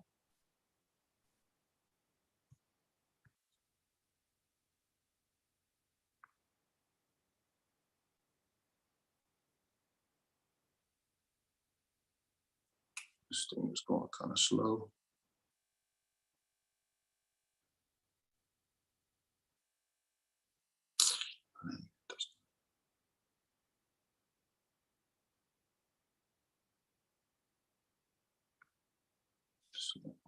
Just give me a second. Oh, man.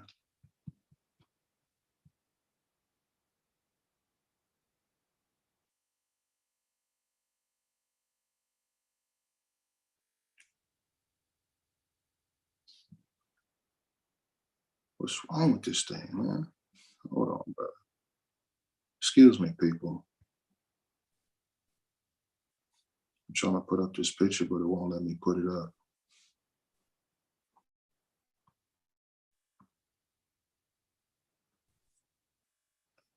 Sati Majid was born in Gadar in Old Gadola in 1883. His father was from the Zayabab section of Damashia, Badariya, and a member of a well-known Sudanese holy family from Sawar, Dahab, indeed. When he finally returned to the Sudan, he seems to have claimed headship of the family, calling himself on his visiting card the head of the Sawar al-Dahab family of Old Dongola.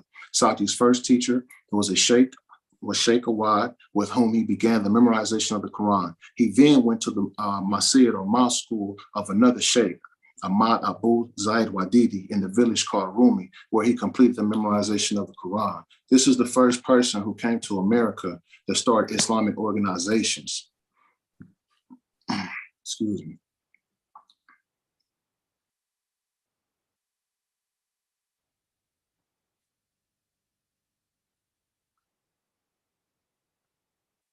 I need more time than 20 minutes. Again, there was meeting with little success against the might of the American press. Sati Majid decided that a more profitable course of action would be to establish various benevolent societies to promote Islam, serve the Muslim community.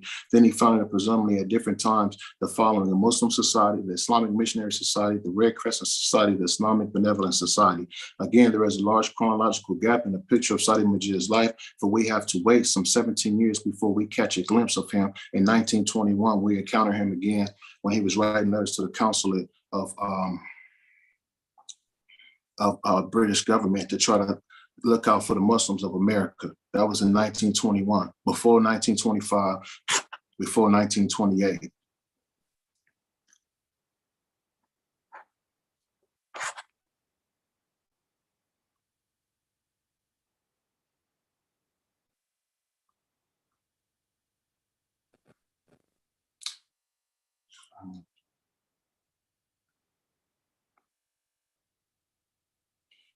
Sati says that he wrote to Noble Drew Ali and advised him to change his name and burn his book. Hold on.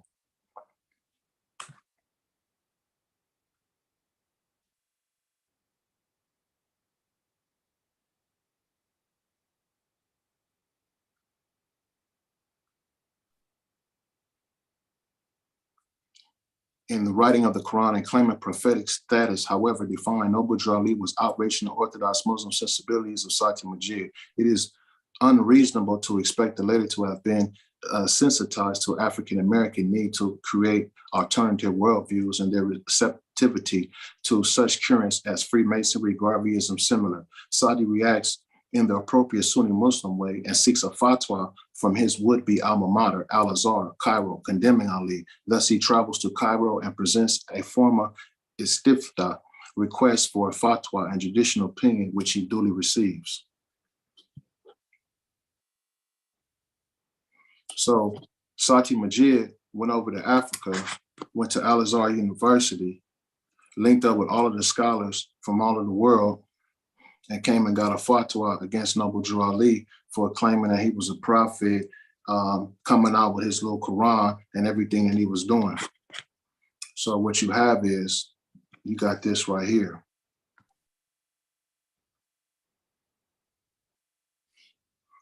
You have the people of Palestine, the people of Syria, the people of Turkish, the people of Transjordan, the Luma of Afghanistan.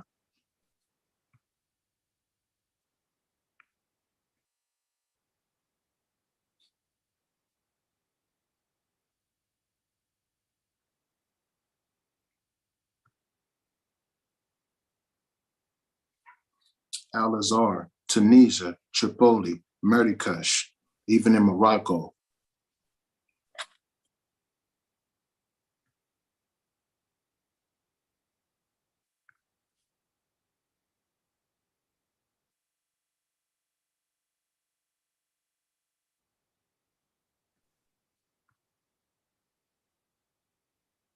Got Jaffa, 5 minutes. Mecca, Medina, 5 minutes. okay, higher Sufi Council. You had everybody, even from Sudanese Council, everybody in the world has marked Noble Drew Ali out as not a prophet.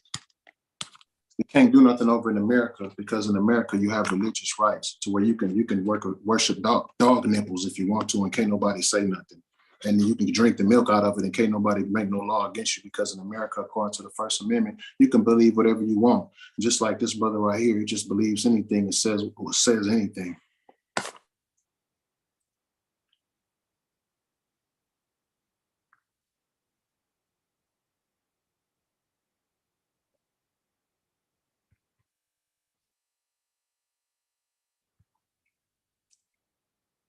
So we can see right here, that's the U.S. ambassador of Khartoum giving demonstration to Sati Majid's granddaughter. They accepting everything that he did over here in America. They just made a movie about him in 2017.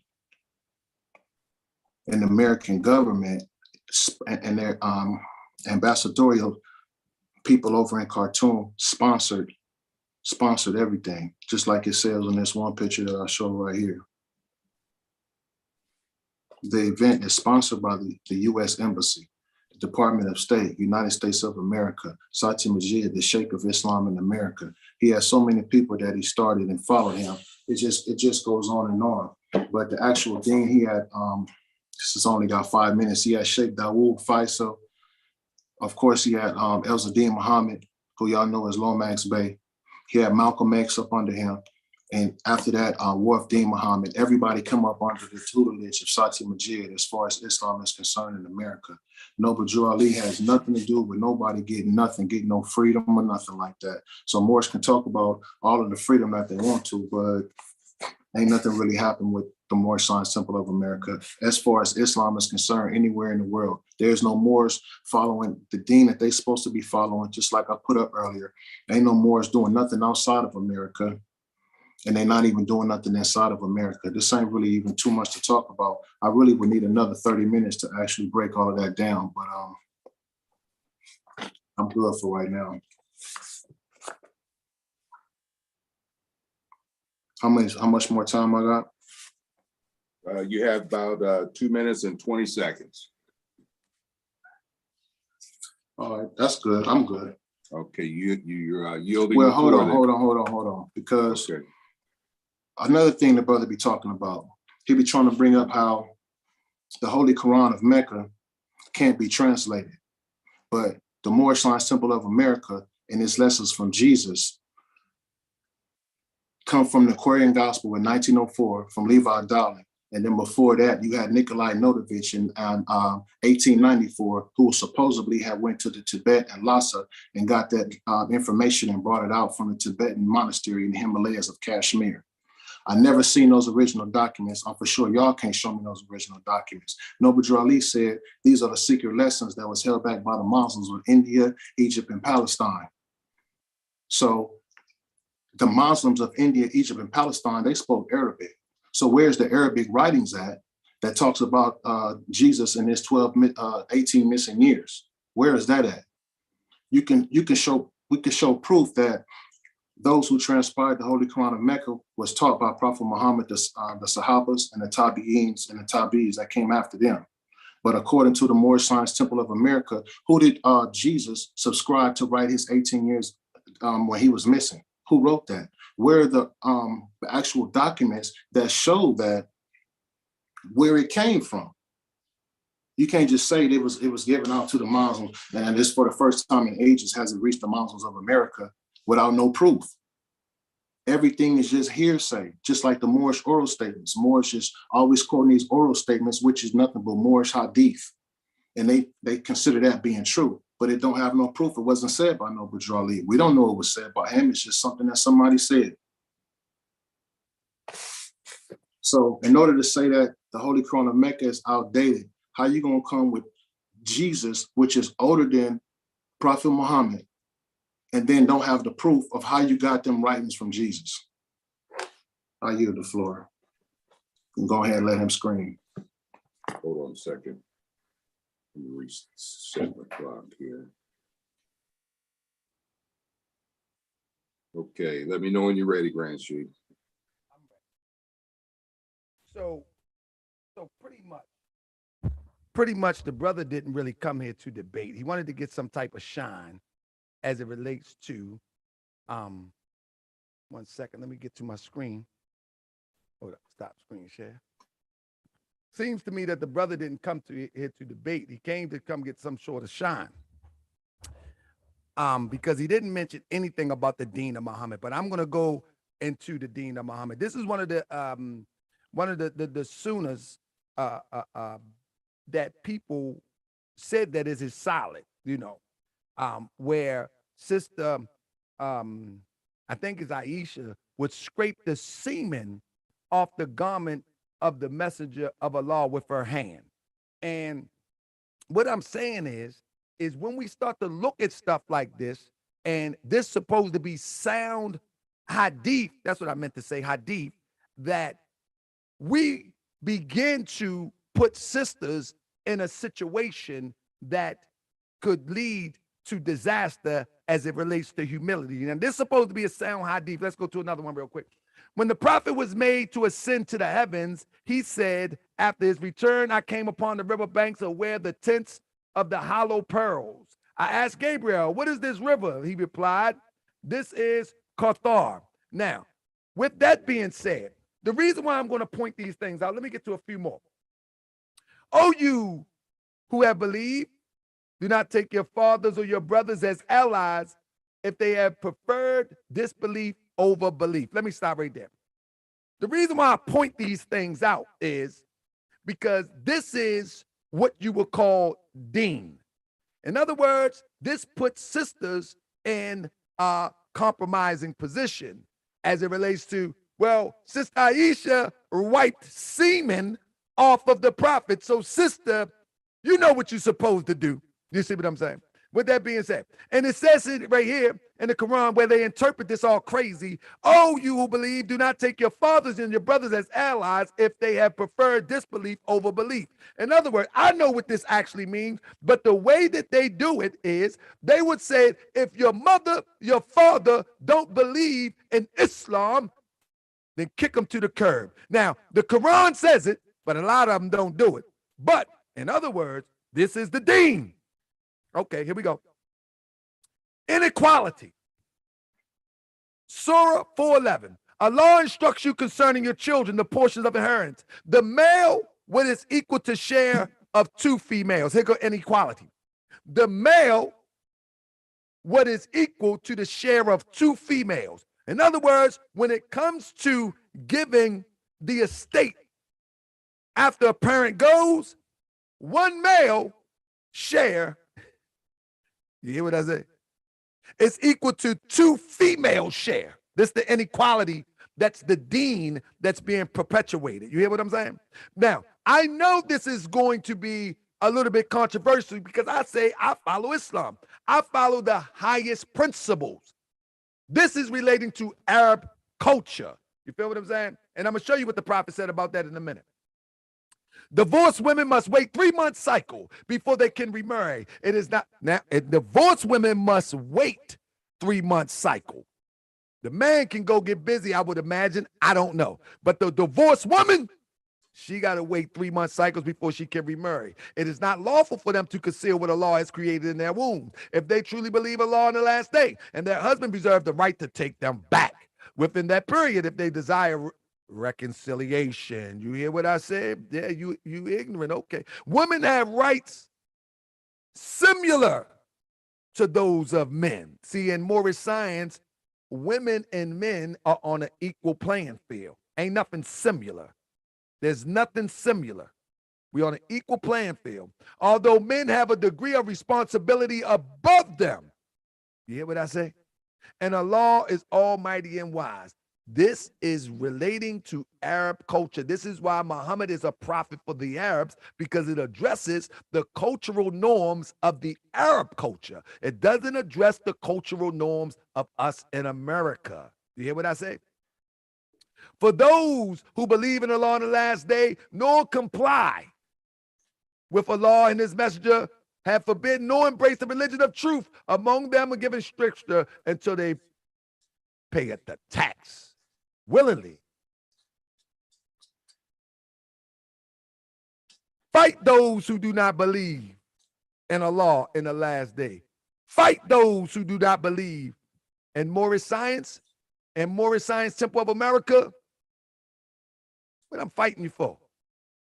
Here we go. Indeed, the penalty for those who wage war against Allah and his messenger and spread mischief in the land, death, crucifixion, cutting off the hands and feet on opposite sides, or exiled from the land. I'm going to say again, if you disagree, I disagree with you. You're going to cut off my feet and my hands. You're going to crucify me. You're going to exile me from the land. You see what I'm talking about? See, in Moorish science, we don't demonstrate that. See, we demonstrated the highest science, the highest degree, which in this time, during the time of life of Prophet Muhammad, this would be applicable if that is what is called for. I don't live in those days and times. This is why I have a prophet like Prophet Noble Drew Ali, because he addresses the concerns that I have here in America. All right? Now, let's talk about, you said Prophet Noble Drew Ali. Before we get to that. You said that Prophet Noble Drew Ali, his wife is wearing something that looks like a burqa. Brother, you're slow as a tortoise. This is a Photoshop picture. Say it again. This is a Photoshop picture.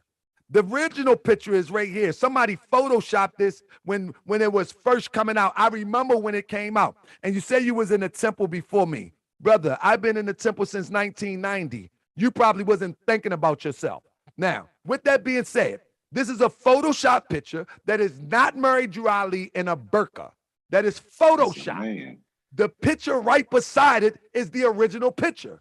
They Photoshopped it. This is why you don't see, if I show you original next to it, you will see that every picture that Prophet Noble Drew Ali took, it got R.D. Jones on it, who is the photographer. Not only do it has R.D. Jones on Prophet Noble Drew Ali picture, it also have brother Emilio picture that's taken in the chair with R.D. Jones, the photographer. I remember when this picture came out, It's Photoshop. And this is why you're not a sheik. This is why you've never been a member of the Moorish Science Temple of America. And if you want to know the guy who created the 102s, his name is German Bey. Look him up. And you can find out he changed the 102s. He also changed the divine constitution and bylaws. Look him up. But you're not educated in Moorish science nor the system of the structure of the movement. You're just angry.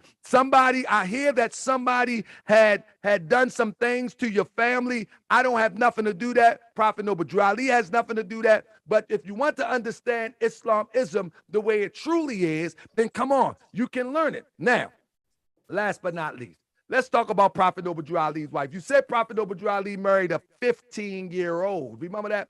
Well, family, that was a part of the setting up of Prophet Noble Drew Ali. Here is the marriage certificate right here. And I did a lecture on this too, how this marriage certificate was not only doctored, but it also was falsely implemented on the record and for the record. All right. So now, Mary Drew Ali, according to Prophet Noble Drew Ali, was only married to Pearl Drew Ali. There's Sister Pearl Drew Ali. You see that? What she has on right there, that is regalia for something that was going on during that time. That's beautiful Sister Pearl Drew Ali. Now, Mary Drew Ali, whose name was Sister Foreman Bey, you follow what I'm saying? Whose name was Sister Foreman Bey, she was put up to claim that Prophet Noble Drew Ali was her husband after they tried to accuse Prophet Noble Drew Ali of statutory rape. But let me tell you something, where the lie all takes shape, Prophet Noble Drew Ali was locked up during the time that this document was created. You see this document right here? They got Prophet Noble Drew Ali being married by a preacher. They got Prophet Noble Drew Ali marrying somebody during the 22nd day of April 29. Prophet Noble Drew Ali was incarcerated. This is not his handwriting. His name is not Timothy Drew. And the pastor that signed this doesn't even work because Prophet Noble Drew Ali, you know what he does? He gives us marriage laws. And we know these marriage laws being in the temple, and you should know them too. Now, the only wife that we know of is Sister Miss Pearl Drew Ali, the wife. See this whole article? Can you see it? It's kind of blurry. You would never see Prophet Noble Drew Ali say his wife was Mary Drew Ali. You would see how they try to overthrow Prophet Noble Drew Ali and use her to set Prophet Noble Drew Ali up. But let me tell you something. The setup was right here. When they tried to implement Mary Drew Ali as being the prophet's wife, Sister Mary Drew Ali stated that she would take care of the belongings of the Moorish Science Temple of America. The reason why they put her in position as the fall person to claim that Prophet Noble Drew Ali did something to her is so she can get all the assets of the Moorish Science Temple of America. It was $1 million religious corporation. Therefore, Mary Drew Ali was the fall person. She named herself Mary Drew Ali. Her father named her. His name was Foreman Bey. Her name is actually Mary Foreman Bey.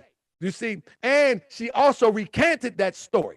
She also recanted it, and everything was turned over to her. But now, after everything was turned over to her, and she turned it over to the grand body, there's one that survived, Miss Pearl Drew Ali, the wife of Prophet Noble Drew Ali. But now let me check this out now. This is Pearl Drew Ali program for her funeral. This is her gravestone when she passed form. Show me the same for Mary Drew Ali. I bet you can't. Because it was all made up, brother. Because it was all made up. It was a setup to overthrow Prophet Noble Drew Ali. Now, I can cover many more other things that you have put out, but let me tell you something. What you need to understand, brother, is that you are living a dream, brother. You don't know who you want to be from day in and day out. These Muslims right here, they marry little young girls. You don't know if you want to be thug Muslim. You don't know if you want to be Arab Muslim. You don't know what you want to be from day in and out. You feel what I'm saying? You're just not sure. I understand. You know what I mean? You don't know what you want to be. You want to pray with them people. You want to cry. You know what I mean? Look at the sisters in the background, and you got a nerve to take a picture like this. I got this off. Yeah, I trolled you. You got a nerve to have these sisters on taking a picture while these brothers is strolling Facebook. These sisters got pails on her head. They clean as Sunday church, and the brothers sitting up there on Twitter and Facebook, and you got the nerve to take a picture of these sisters. Now, these sisters having a good time because this is what they do. But these wretched Muslims here, the deen in which they're living, they kick back while the sisters go and carry the vegetables. The sisters go and carry the water. The sisters, make sure that these men that's living this deen is good to go. You know what I'm saying? So, and you got the nerve to take this picture. I tell you, you something else. And then you put this on your thing. Who is this? Somebody tell me, who is this? Helping the blind elder. But this is how they look at these foreigners. They look at the dark olive brother to help the light olive brother, and the dark olive brother is subservient. And most Muslims of this persuasion become subservient to the light olive brother. See, brother, you don't know what you want to be from day in and day out. You don't know who you want to be. One minute you're an Indian, the next you're a cowboy. You don't know who you want to be. I'm telling you what I am. I am a Moorish American Muslim, and the structure of the Moorish Science Temple of America is what it is. It is what it is. There is a jurist of the Moorish Science Temple of America called the Supreme Grand Council. There is a grand body. It's organized. Like whatever you were a part of, whoever upsets you, that's their problem. But you know nothing about the Deen of Moorish Science, and obviously you don't know nothing about the Deen of Muhammad. The Deen of Muhammad is engraved into Moorish Science because it's an ideal. It's a high concept of living. It's, you know what it is? You know what it is? When I look at you, I see a law. When you look at me, you know what you see? A kafar. You see something that's dirty. See, when I look at you, I see the image of Allah. See, that's the difference between Moorish science and what you learn. If someone don't believe like you think that they're dirty because that's what it's taught. You know what I'm saying? You know, most Muslim men won't even touch a sister's hand because they don't want to do that because according to Hadith, you're out of order. You're out of order. Sisters just weren't able to drive in 2018 in Saudi Arabia under Wahhabism. You understand? Do you know the first one that signed the Prophet Noble Drew Ali's organizational legal structure was Sister Whitehead Bey? She was a boss. When the Prophet started, there was grand sheikesses. Show me a sister that's an imam that can teach any and everybody. You can't show me. You can't show me because it doesn't exist. In the Moorish Science Temple of America, we deal with equality because it's the elevated teachings of all the prophets. But you haven't been taught that. You've been around people that were swindling people. You've been around people that have been misguiding people and lying to people. Since 1998, the Moorish science that you've been taught was the Moorish lie. This is Moorish science that's being taught. That when I look into the eyes of man, I see Allah. That we don't kill even the meanest worm. We don't step on a worm. That we don't kill nothing. This is Moorish science. But you just had Eid. I bet you killed a goat. I guarantee you did. If you didn't kill a goat, you was around people who killed a goat. You see what I'm saying? We ain't trying to kill nothing. Only thing we trying to kill is falsehood. That's the only thing we trying to kill is falsehood. But you know what? Falsehood is even a necessary thing. Because when you come up here spitting that falsehood, you give me the ability to counter it with truth. And then the people decide. See, you don't get to decide. No, you said this and you're yelling, you're a preacher. You don't get to decide that. The people decide. The people get to decide is it okay to marry your cousin, your first cousin. The people get to decide is it okay for sisters to feel that it's equality to be looking out a little window of a scarf. It's the people who get to decide. You don't get to decide that. It's the people to decide if I strive not to kill any living thing, but you will kill something and call it halal in the name of Allah, which makes more sense. We're talking about deen now. You will kill something and say you did it in a righteous way. I strive not to kill anything, but you would say your deen is better than mine. You have lost your mind. And many people who have a misunderstanding of Moorish science also lost their mind. But I'm here to show you what it really look like. I ain't gonna kill nothing. I ain't gonna kill nothing without me trying to defend myself from somebody who was aggressive. You know what I'm saying? Somebody said we don't slaughter on Eid. Well, you don't slaughter on Eid, but I guarantee you one day you slaughter. And we don't slaughter nothing. We strive not to slaughter nothing. What is the highest principle? Talk to me. What's the highest principle? Slaughter in the name and call it halal, or not? Try not to kill anything that Allah has brought into existence. What is the highest principle? Me look at you and I see God behind your eyes? 2 minutes, or you look at me and you see a kafir? What is the highest principle? What is the highest principle? Talk to me. Talk to me.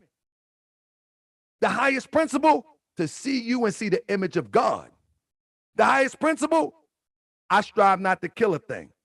The lowest principle, you see me and see a disbeliever, a non-believer. The lowest principle, you're going to kill something and call it halal. My time. Question round. Let's go.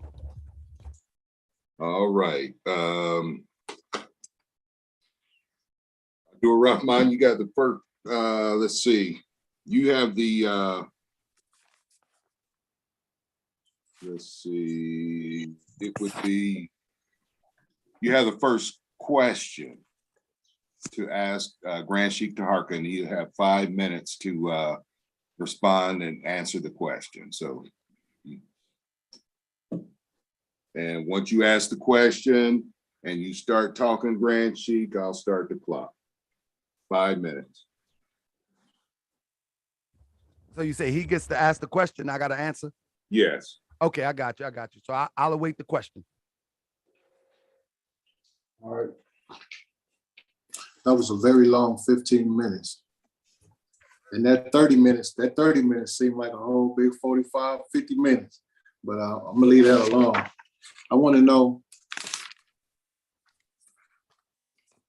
what language was the Holy Quran of the Moorish Science Temple of America revealed in? Because it couldn't have been English.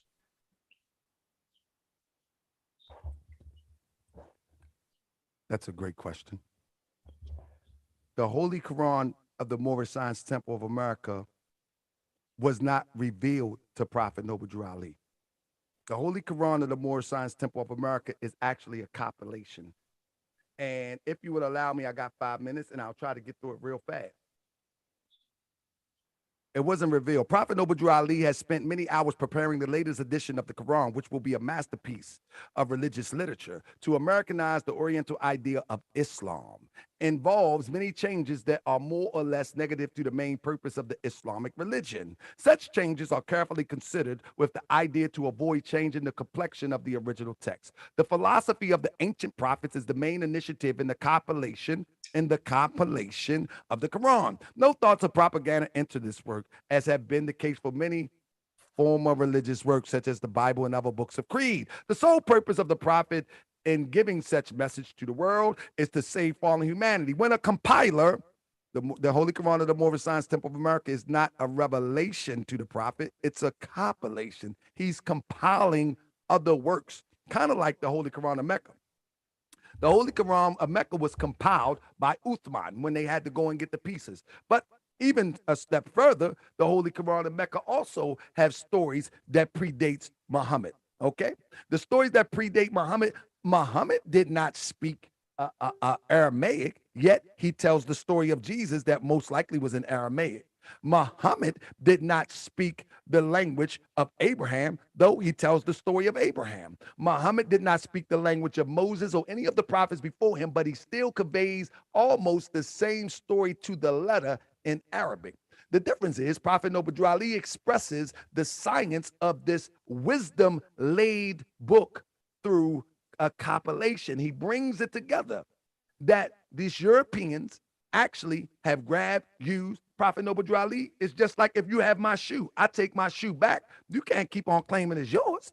You know what I'm saying? I'm taking my shoe back. You know what I mean? And we know the Europeans, we know that the Europeans didn't create this material. I mean, if you have any sense of, forget the historical aspect, which we can trace it back, but if you have any sense of wisdom and read the literature, you know they didn't. In fact, much of the literature that you can find in the Quranic gospel, you can actually trace it to Akhenaten. Some of it even word for word in the translation. Even in some, see, but you haven't gotten that deep into the sciences. Do you feel what I'm saying? Some of the words and unto thee I grant, that was a part of the compilation, you can also trace that to ancient Egypt. But you haven't gotten that deeper into the science, or you have and you just acting like you haven't. Much of the stuff that you can find in the Holy Quran of the Moorish Science Temple of America, it's not a revelation, it's a compilation of something that predates Prophet Noble Drew Ali. And the wisdom of the gods of the mind was able to bring it together to raise us up from a dead state to what you see today.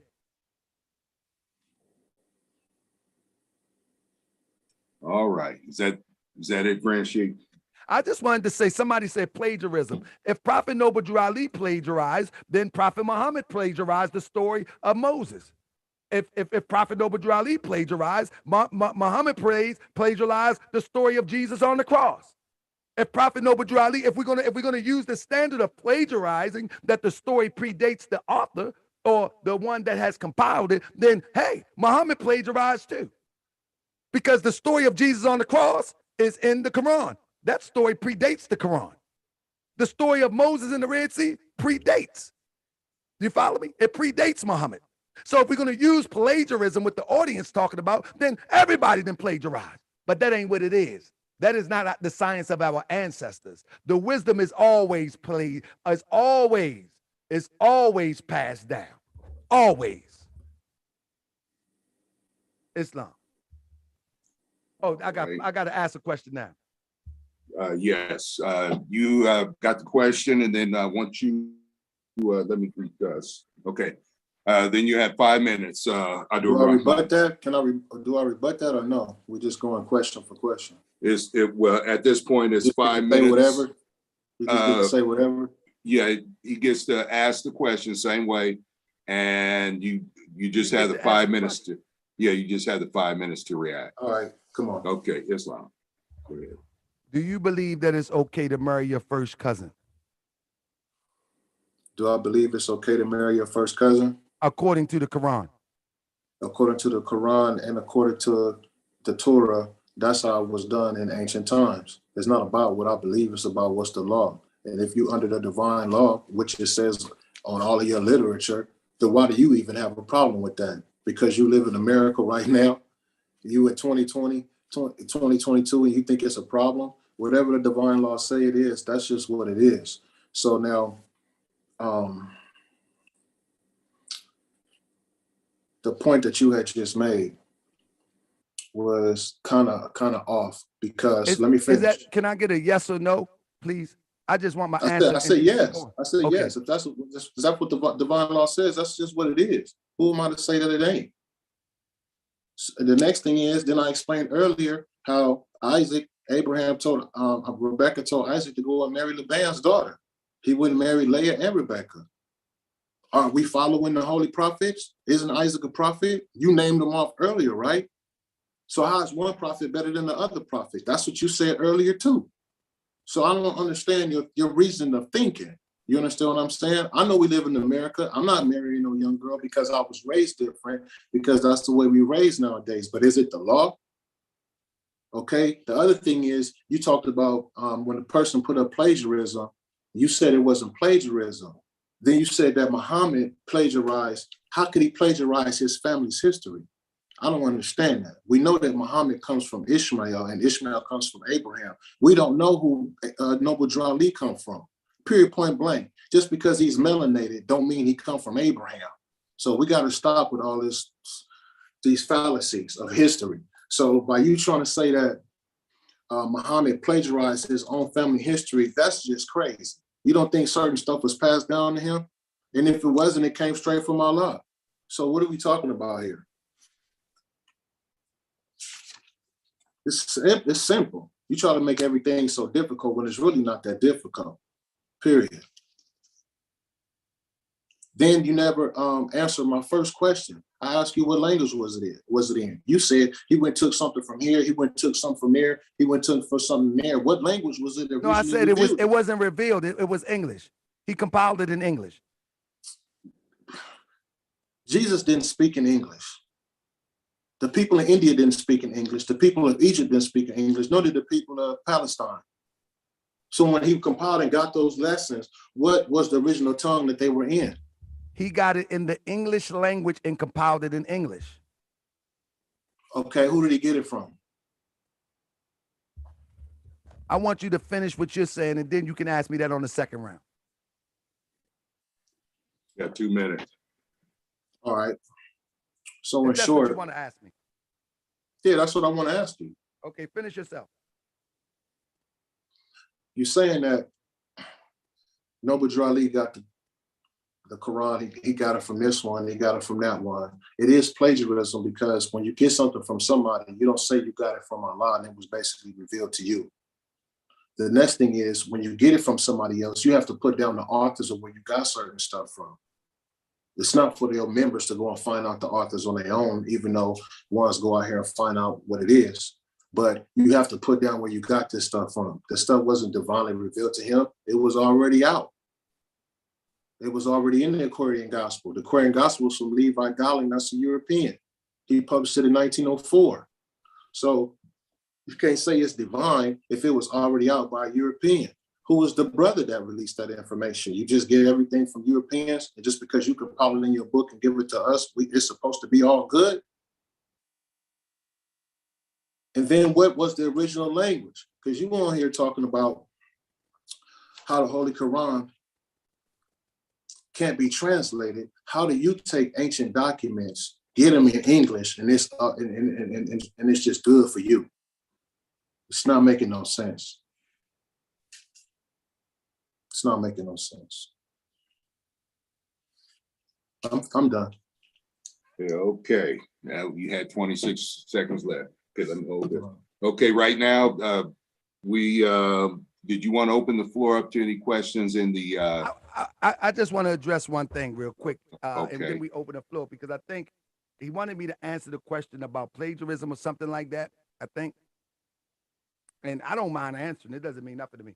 All right, so basically, the Holy Quran of the Moorish Science Temple of America is a writing from Prophet Noble Drew Ali unto thee I grant, the Aquarian Gospel, and one more, doctor. I can't get it off the top of my head because that's not my real point.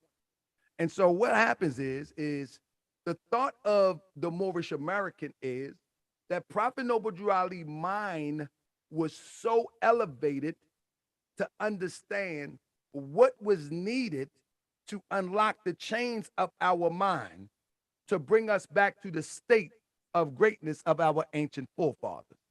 And so whether it was in the book that you give credit to Levi Dowling, or whether you give credit to the Rosicrucian of Until Thee I Grant, our conversation is Prophet Noble Drew Ali's mind was so elevated that he could go into, whether it would be the Bible, whether it be the Quran, whether it would be any type of book, and he could say, okay, this is what we need to unlock the chains on the minds of the people called Negro, Black, and Colored.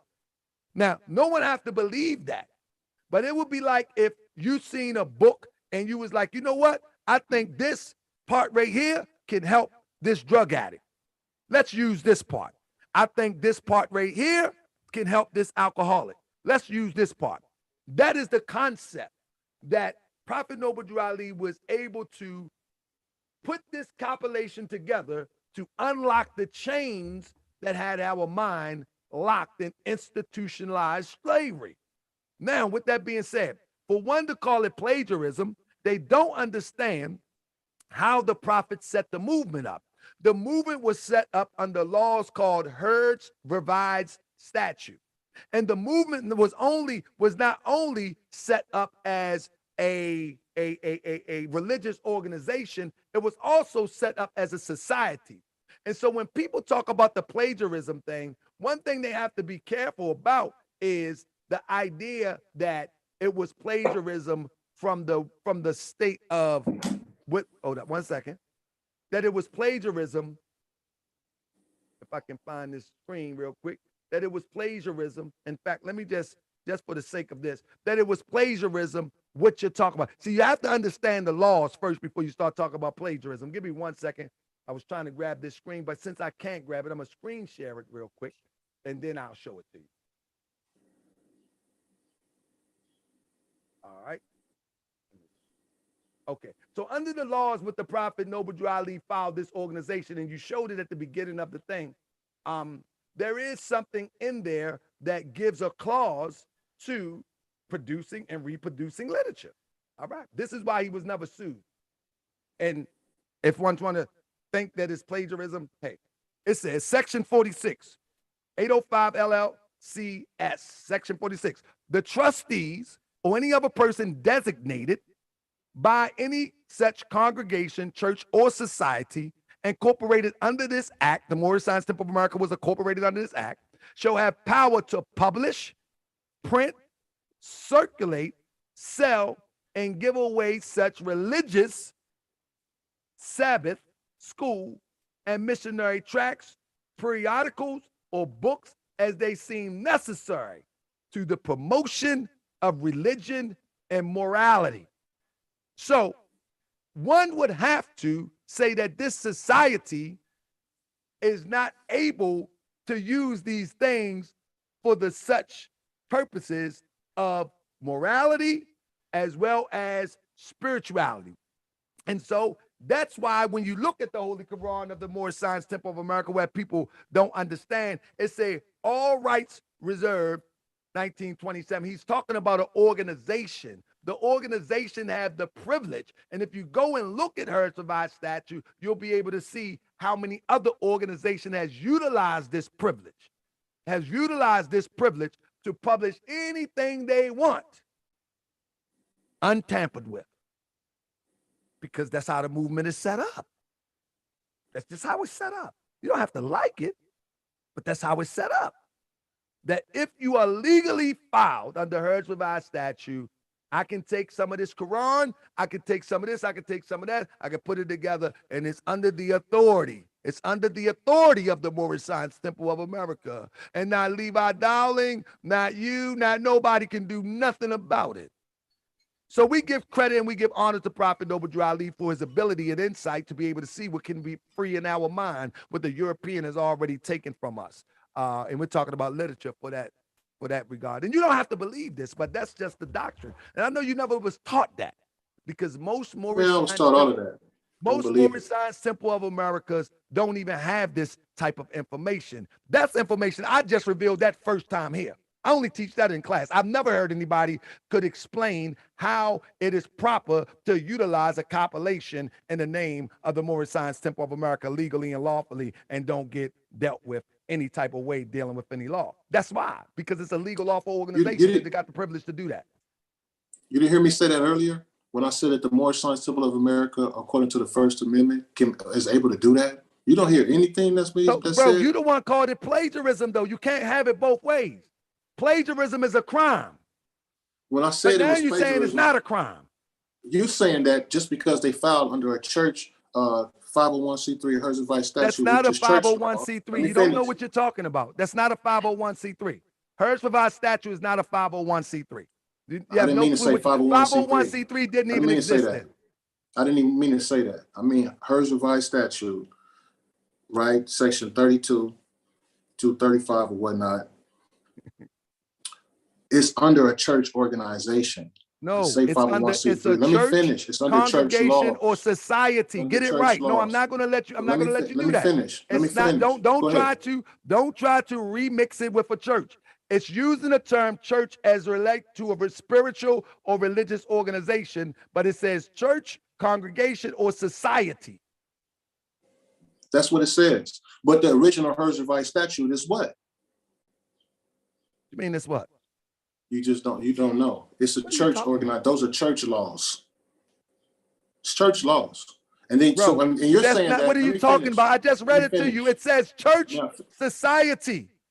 What are you talking about? That's the section 32.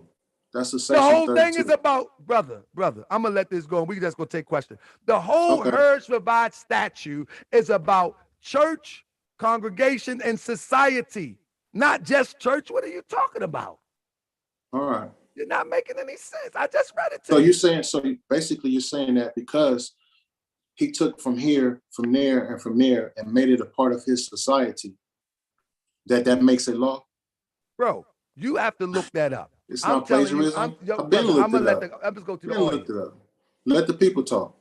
There you go. Let the people. It's old news. Okay. Let's see if we can grab some questions out the audience here. Get back to them.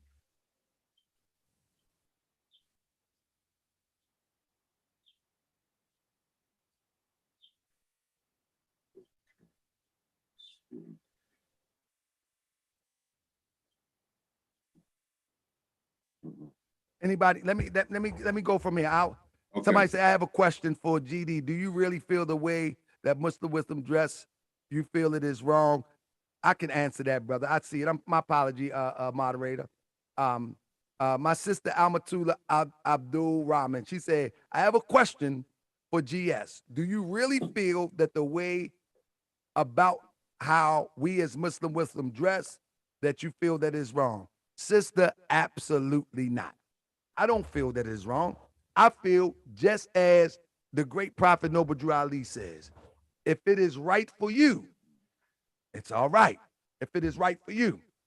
However, I do feel that men have used these practices and these customs and tried to act as if it's an extension of the God way to oppress sisters.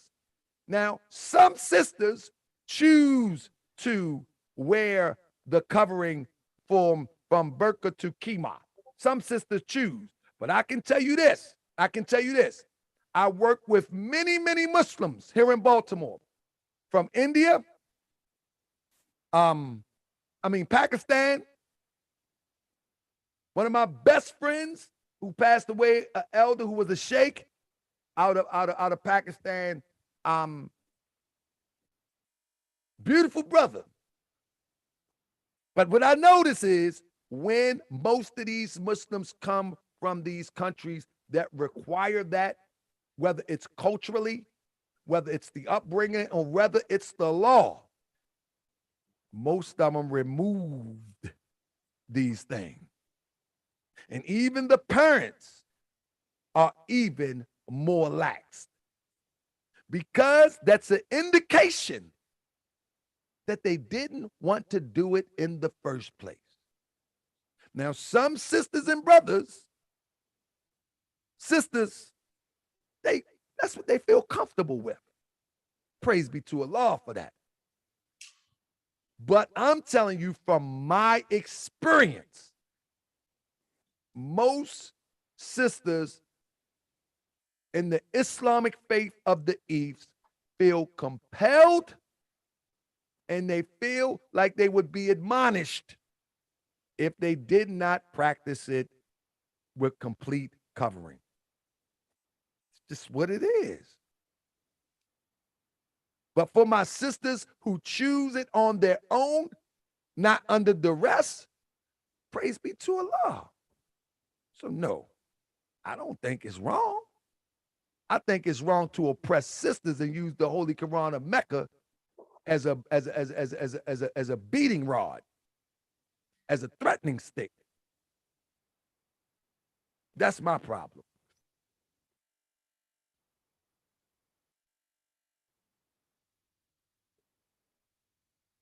Somebody say they should be admonished more.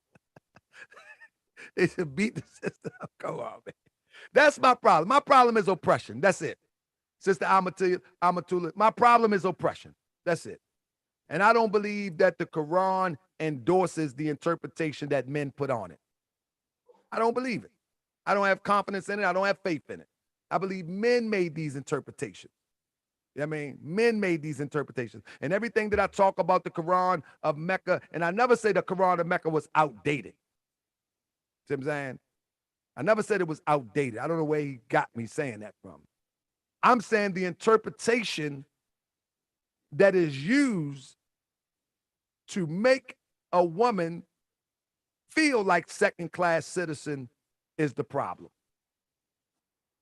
I don't see any more questions. Moderator said he can't hear. Hold up, 1 second.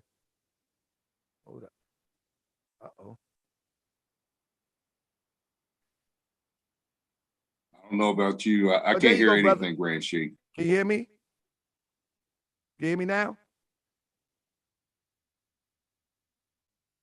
I can hear you. Oh. Unmute yourself. He said, can you hear me? Can you hear me, Spirit Wolf? Yeah, I can hear you fine. I don't know what happened, moderator. I'm gonna try to look for some of these questions. Let me see. Anybody else got any questions?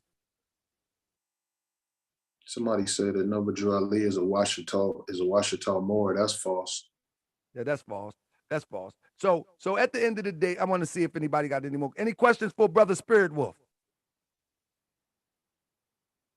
I don't see none. So family, I appreciate y'all watching. Yeah, it's 4:30 out here, almost 4:30. Yeah, I appreciate y'all watching, family. Thanks, my brother Spirit Wolf, for joining me. I know it got a little bit fired up in here. I can hear. I know it got a little bit fired up, but at the end of the day, I mean what I say. When I look into the eyes of my brother, I see the image of Allah. I just do. It is what it is. You know what I mean? I don't care how heated it get. I don't care how many. See, one thing about me is I know that all prophets were attacked. I know their character was attacked. I know their mission was misconstrued. I know that people tried to make them something that they wasn't. They did it to Muhammad. They did it to Jesus. They did it to all the prophets. So when one say things about the prophet Noble Drew Ali, I've made it my business to find the receipts to defend it. So when one says that the prophet Noble Drew Ali and the sister standing behind the prophet is in a burqa, I'm like, hold up, that don't seem right. I go do the research. You know what I'm saying? Oh man, I remember this picture. That picture was made up. That's the picture was made up. When I look at the marriage certificate of Mary Drew Ali, I'm like, nah, this doesn't make sense. Then I found out where it come from. I took a marriage certificate from 1929, and I matched it up, and I can see the copy and paste. I actually can see the copy and paste. And I actually can see that the prophet gives us marriage laws, and they got the prophet being married by a preacher when the prophet was locked up. And then I got Mary Drew Ali recanting her story. Like this is ridiculous. You know what I mean? Like I can go on and on and on. They want Prophet Noble Drew Ali eating glass. They want him looking through a crystal ball. I address all of that. See, I'm different than the rest of them. I have the truth. The only thing about it, and I'm just talking now, the only thing about it is this debate was about the Deen. If it was a debate about the Quran or the Moorish Temple of America, no problem. I have a bunch of slides showing you the origin of it, showing you the likelihood, because we wasn't there. But I'll show you the likelihood that is enough evidence to convince me. You know what I'm saying? But at the end of the day, Prophet Noble Drew Ali's teachings is about we must learn to love instead of hate. How can that be bad? In our Quran of the Moorish Temple of America, you would never find Prophet Noble Drew Ali saying it's okay to marry your cousin. That's an Arab custom. That's not our custom. It's an Arab custom. It's a custom. And divine prophets also speaks to customs. This is why you got going into marriage. They talk about marriage. They talks about taxes. These are earthly customs. Divine prophet speaks to that. But where we get lost at, those who are of the Al-Islam faith, they are unable to differentiate the customs that was related to the people of the time in order to correct their behavior or adjust their behavior, and the spiritual laws that was given that is universal between any time and any place. See, Prophet Noble Ali teaches the Moorish American that custom do not alter the nature of truth. What is the nature of the truth? And if the nature of truth is not universal, then most likely it's a custom. And customs are doorways to get you into divine spirituality.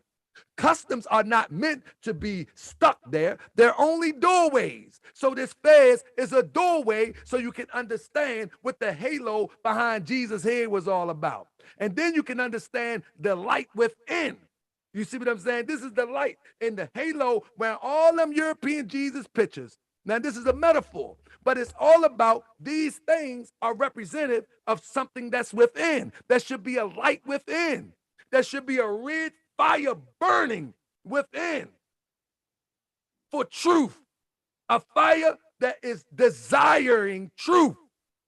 You see what I'm saying? So everything outward is a reflection of within. This is Moorish science. And so when we look at circling the Kaaba, we're looking at Hajj, we're looking at an inner Hajj. We want to get to the most center part of our being. We're looking at an inner Hajj. Everybody can't afford to make it. Everybody can't afford to take the Hajj because their mind ain't in the right place. Their mind ain't in the right place to go to the most center part of their being and commune with the energy or the spirit of Allah within. Everybody's mind ain't in the right place. So if you can make the Hajj, then you make it. See, and you know that part of Moorish science. I'm sure you do. You believe Allah is your father? Absolutely. Absolutely, but understand the English language. See, if you're trying to interweave Arabic with English, you're going to go wrong. In English, father actually means God. In English. Look it up. English father means God. I'm going to pull it up for you. I'm going to pull it up 1 second, and then we can wrap this up.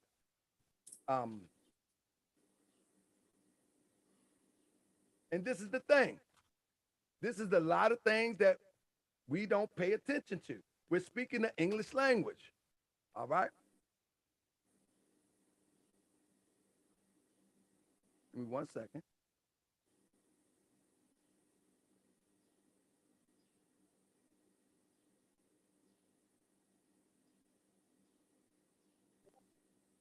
One second, real quick. Let me pull it up.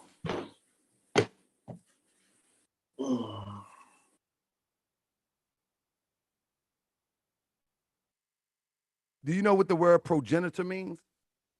Yeah. What that mean? Progenitor is like ancestor. All right. Oh.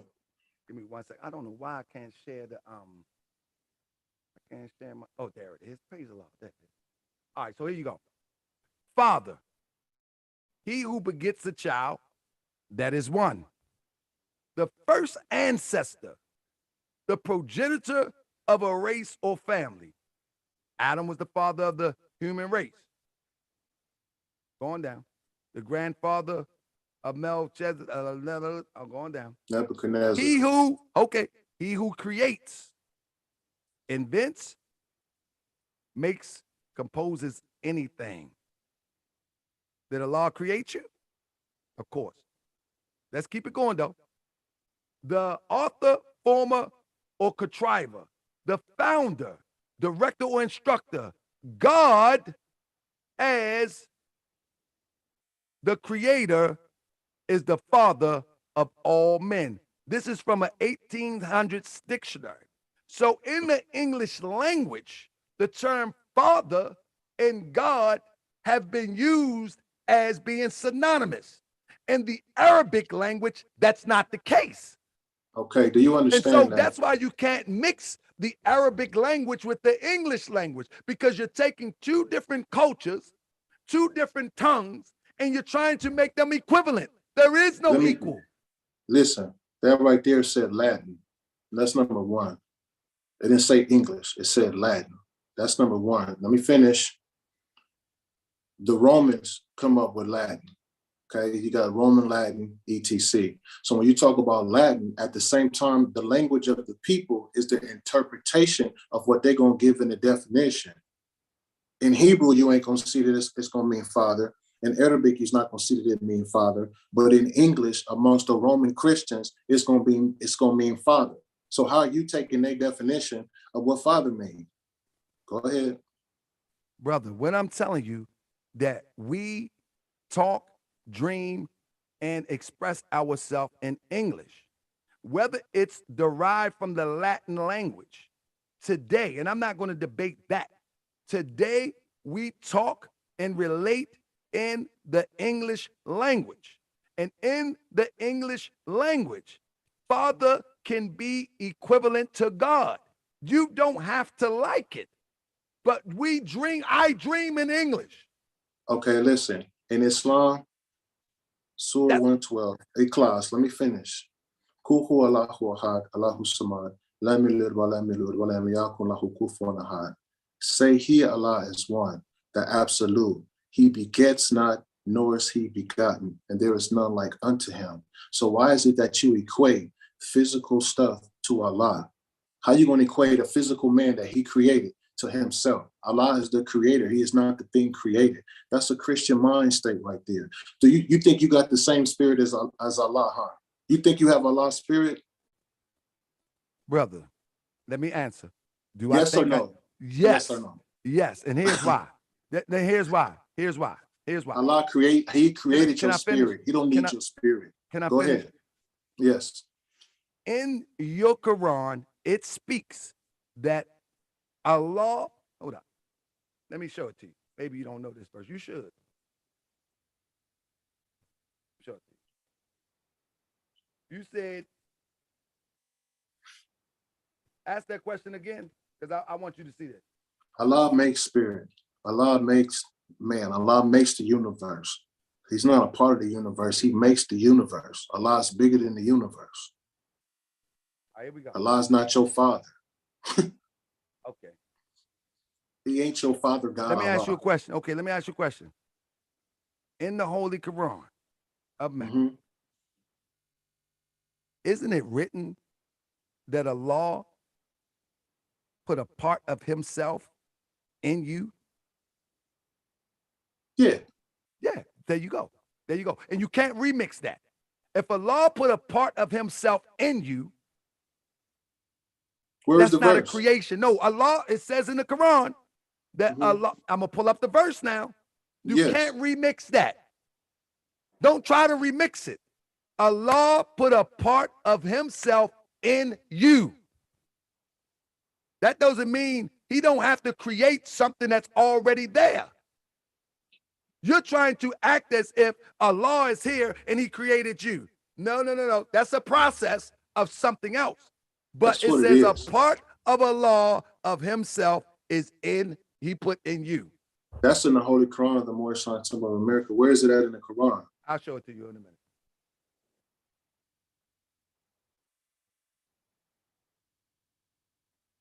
I'm going to show you this and then I'm going to.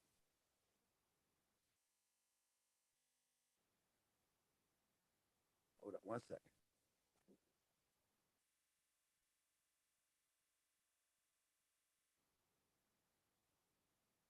I wasn't ready for this, but I'm about to give it to you in a minute.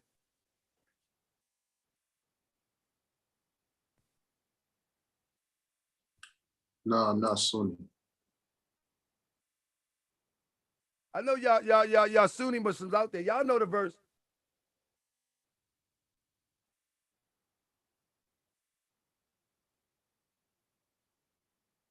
I'm gonna pull it up for you real quick. Any more questions?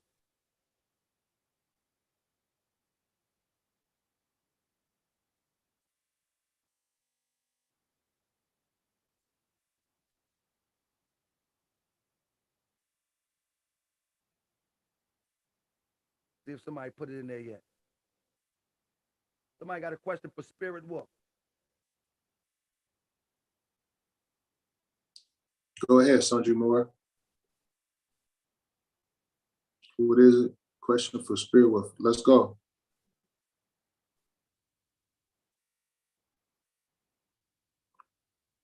Lord knows you can't quote the Bible, bro. Spirit Wolf got a question. because it wasn't translated from its original tongue. Trying to find this verse for you real quick. Let me see. 80% of Muslims believe. 80% of Muslims who believe that Muhammad does not read the Quran or know.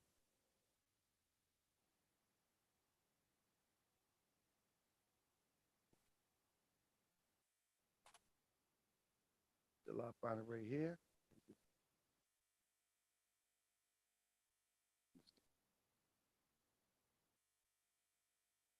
We passed the line. Quran says Allah just says be and it is. Don't need to do nothing else. Okay, I got you. In 1 second. Remember my call. Hold on, here we go. I got you. 1 second. Sundry Moore, just look Okay, up. here we go. Here we go. Here we go. Holy Quran in Mecca 3:7, and I'm about to screen share it right now.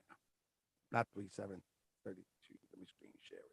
So I want y'all to pay attention, family, and then I'm done. All right. Where am I? Where am I? Where am I? Where am I? Where am I? Where am I? Where am I, man? In fact, let me just cut it real quick. I'm gonna cut it. Here you go. This is it.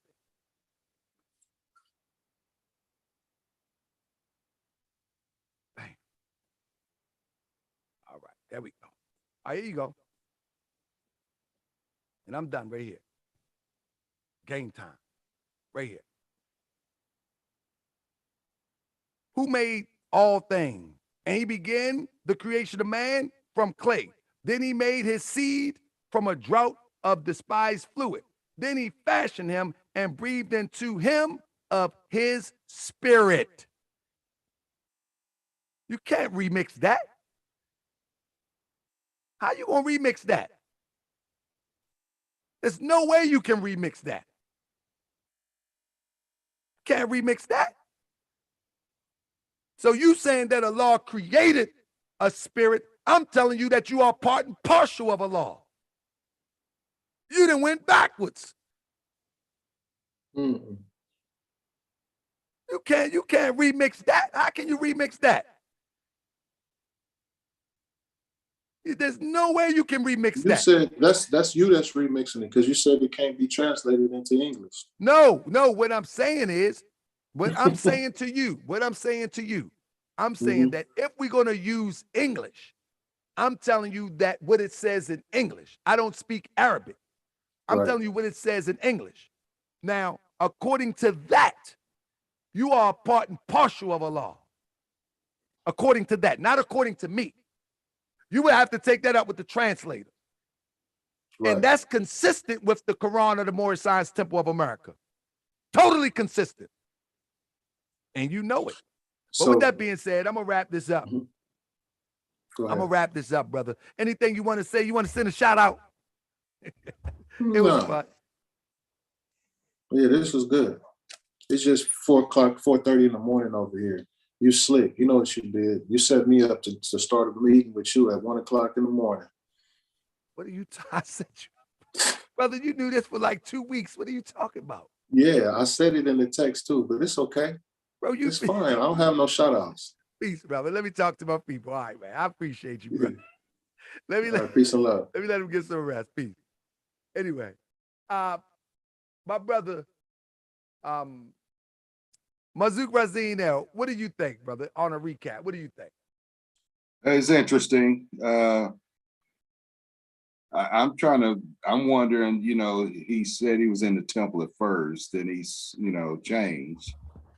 So, he's saying some things that were against what, I can't say against what we're learning, but I'm surprised that, he moved away from our prophet. And well, you know what I think, brother? A lot of these organizations claiming to be the Moorish Science Temple of America, they really don't teach the membership these teachings like we teach. Now, you know, brother, when we have our Sunday class, I'm going in. Yes. You know what I'm saying? And what I do here is really not even half of what we do in class. You know what I'm saying? Yeah. Like, so I don't think many people are not learning these lessons. You know, many people in these temples, brother, if you can pay dues, or I can get you to pay to go through this illusion of a chamber, $300 some a pop, then hey, and give you some paper and call you a grand sheik. Hey, you know what I mean? Give me the bread. Yes. But you know, we don't, man. We teach, brother. We teach. Yeah. We teach. And just like, you know, the brother raised a picture that's clearly a Photoshop picture. Well, not only that, but the figure standing behind Noble Drali had men's shoes on. Yeah. Look at that photo. And hey, brother, and I'm saying things like the 102s. I've been debunked the 102s. Yes. You know what I mean? These things have been debunked, and you got people still defending it. And this is the reason why we need to have these conversations, not to throw our Islamic brothers of the East under the bus and our brothers and sisters under the bus, but I need to show the practicality of Moorish science as it's taught by the Prophet Noble Drew Ali, because I don't want anybody to think that we kooky quacky or anything. You know what I mean? And if my brothers and sisters of the Eastern Islamic persuasion was offended, that's not my intention. My intention is to defend the teachings of Prophet Noble Drew Ali with dignity and to bring the respect back to the teachings of the Prophet Noble Drew Ali.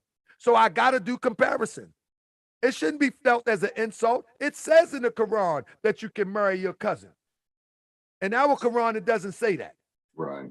But I do understand, brother Mazouk Razi, now it's speaking to these practices that the Arabs was demonstrating. Yes. And so Prophet Muhammad, as we say, meet you where you at. By divine calling, he had to meet people where they were. And hopefully they would elevate from that. Whenever a prophet comes, they never have the intentions to leave you where they found you. It's ultimately to elevate you. Yes. You see what I'm saying? But most people get stuck. Like when I look at the Prophet Noble Drew Ali, I'm trying to elevate myself and manifest that what he taught. Because he just gave the example. But many people, they don't see that. They see, okay, yeah, it says marry my cousin or marry my cousin. No, you got to understand why that ayat was revealed. It's a history behind every ayat in the Quran. And it will tell you why it was revealed. That don't mean you're supposed to do it today. It's like where the crazy people talk about Islam and they say, Islam extremists, they act like that Islam is an innocent, peaceful religion, but it's not. Look right here. It says you hit the non-believer at the neck, you cut their necks off. But in fact, that was given or revealed to Muhammad while war was going on. Right. That wasn't revealed for you to go hit an unbeliever in the neck. Even what I was saying today about the unbelievers, that was revealed during a time of war. It was speaking to something specific. It wasn't speaking to you today. Go see an unbeliever and knock him upside the head. It wasn't speaking to, even when I pointed out that, say, if your brother or sister don't believe, or if your brother or your father don't believe, you disregard them. But that was during a time of war. The whole Mecca and Medina was at war. That was a time of war. So during that time, the ayat was revealed so Muhammad can give people instruction on how to move. Period, point blank. That wasn't for you today to go knock somebody upside the head. That wasn't for you today to marry your cousin, to go marry a slave. What, you gonna go get a slave today and marry her? It was speaking to what was going on in the time. Yeah. That's it. And that's why it's so important that we have a prophet that can speak to what we face. There is no people that have faced an identity crisis like us. None. When although the Arabs, and I'll let you go, my brother, although the Arabs were knee deep in idolatry, although the Arabs were burying women daughters, because they didn't see the value in women or daughters, although they came from one. Although Arabs was doing the most crazy, freaky deaky things, they connected to their tribal identity and their national identity. No time in history, although Jesus came to a people who was lost and beat down and oppressed by the Roman government, they knew that they were Israelites. And you can go to every prophet in the Bible. One thing for sure and two things for certain, they knew who they were. We are the only people on the planet Earth who don't know who we are. The only people. Chinese people know they Chinese. They got a prophet named Confucius. India got a prophet named Buddha. Gautama. They know they Indians of India. We the only people on the planet Earth that goes from the term colored, black, Negro, Afro-American, African-American. We the only people on the planet Earth. So you mean tell me that we are not in need of a prophet to address the things that we face today? We don't know nothing about no economics. I mean, we getting it now, but we came right out of slavery. Prophet Noble Drew Ali was able to organize group economics around 15 temples. We didn't see the value of that as it interweaved into spirituality.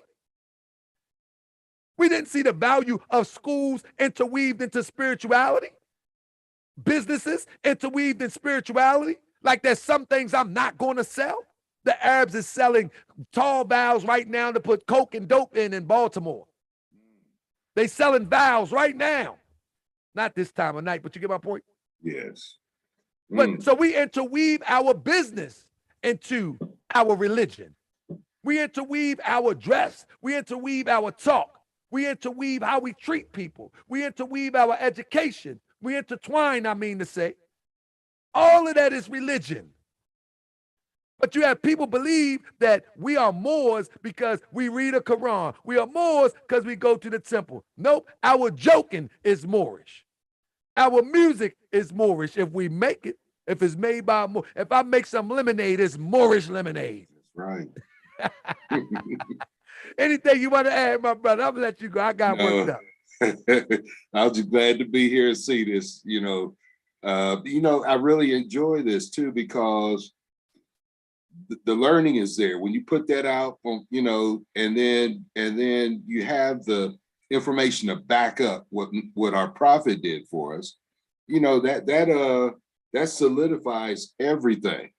And we do have to understand our history because it's been hidden, but we're regaining that knowledge now. It's out there. And I say within the next number of years, it's going to be cleared up whether or not we are the indigenous of this land, which I know we are. And then, because there's waves of us that came over here. Absolutely, brother. There's waves of us that came over here and we just didn't stick with one thing, because there were different time periods. So with what our prophet has given us over here, I'm convinced that it was for us. It wasn't for everybody, it was for us. But it's teaching what they have too. It's teaching all, just like you said, we follow all the holy prophets. But he's go ahead. I don't mean to cut your wisdom. And the only way we can follow all the holy prophets is principally. Yes, because he's putting it in words so we can do it, so we can understand it. There you go. So it's said a different way. And I'm not sure if we're interpreting it differently, but it's the way that we gathered it, the way it's presented to us. And that's what we have to go with. That's the way I feel about it. Indeed. With that being said, brother, I appreciate you. I'm done. I won't be debating any of my Islam counterparts for quite some time, due to the fact I don't think nothing else needs to be said at this point. You know what I mean? I don't think it's valuable at this point. I think it will turn more destructive than beneficial, because you see, I got a little bit high-headed. You know what I'm saying? But I hold my composure, but I can tell Yes. that this conversation is done with. I want to thank everybody who participated in this Moorish and Sunni or Sunnah conversation. I would love to have it sometime more in the future, but unless something changed, like there have to be something drastic, I won't have this conversation no more. I want to send love and salam alaikum to my sister Almatina. My sister Almatula. And I want to send love and peace to my brother Malik. People don't know, my best friend of all time since we was knee-high to a cricket. He's a bona fide Sunni Muslim. Bona fide. Bona fide. I'm talking about he all the way in, straight up and down. And so, you know, I never want to offend my friend. But he's I'm very passionate about Moorish science, Islamism, and the teaching of the Prophet Abdur Rahman. So he understands. And if you my friend, I hope you understand too. I'm very, very passionate, and I'm very protective of Prophet Abdur Rahman's teachings, because they have been adulterated for far too long, and they continue to be manipulated and used as a weapon or as a shopping bag. And that's got to stop. So with that being said, thank you, Sheikh. I appreciate you. And thank you, everybody there, for joining us. And it's Holy Day. So happy Holy Day for all Muslims all over the world. Yes. Peace, my brother.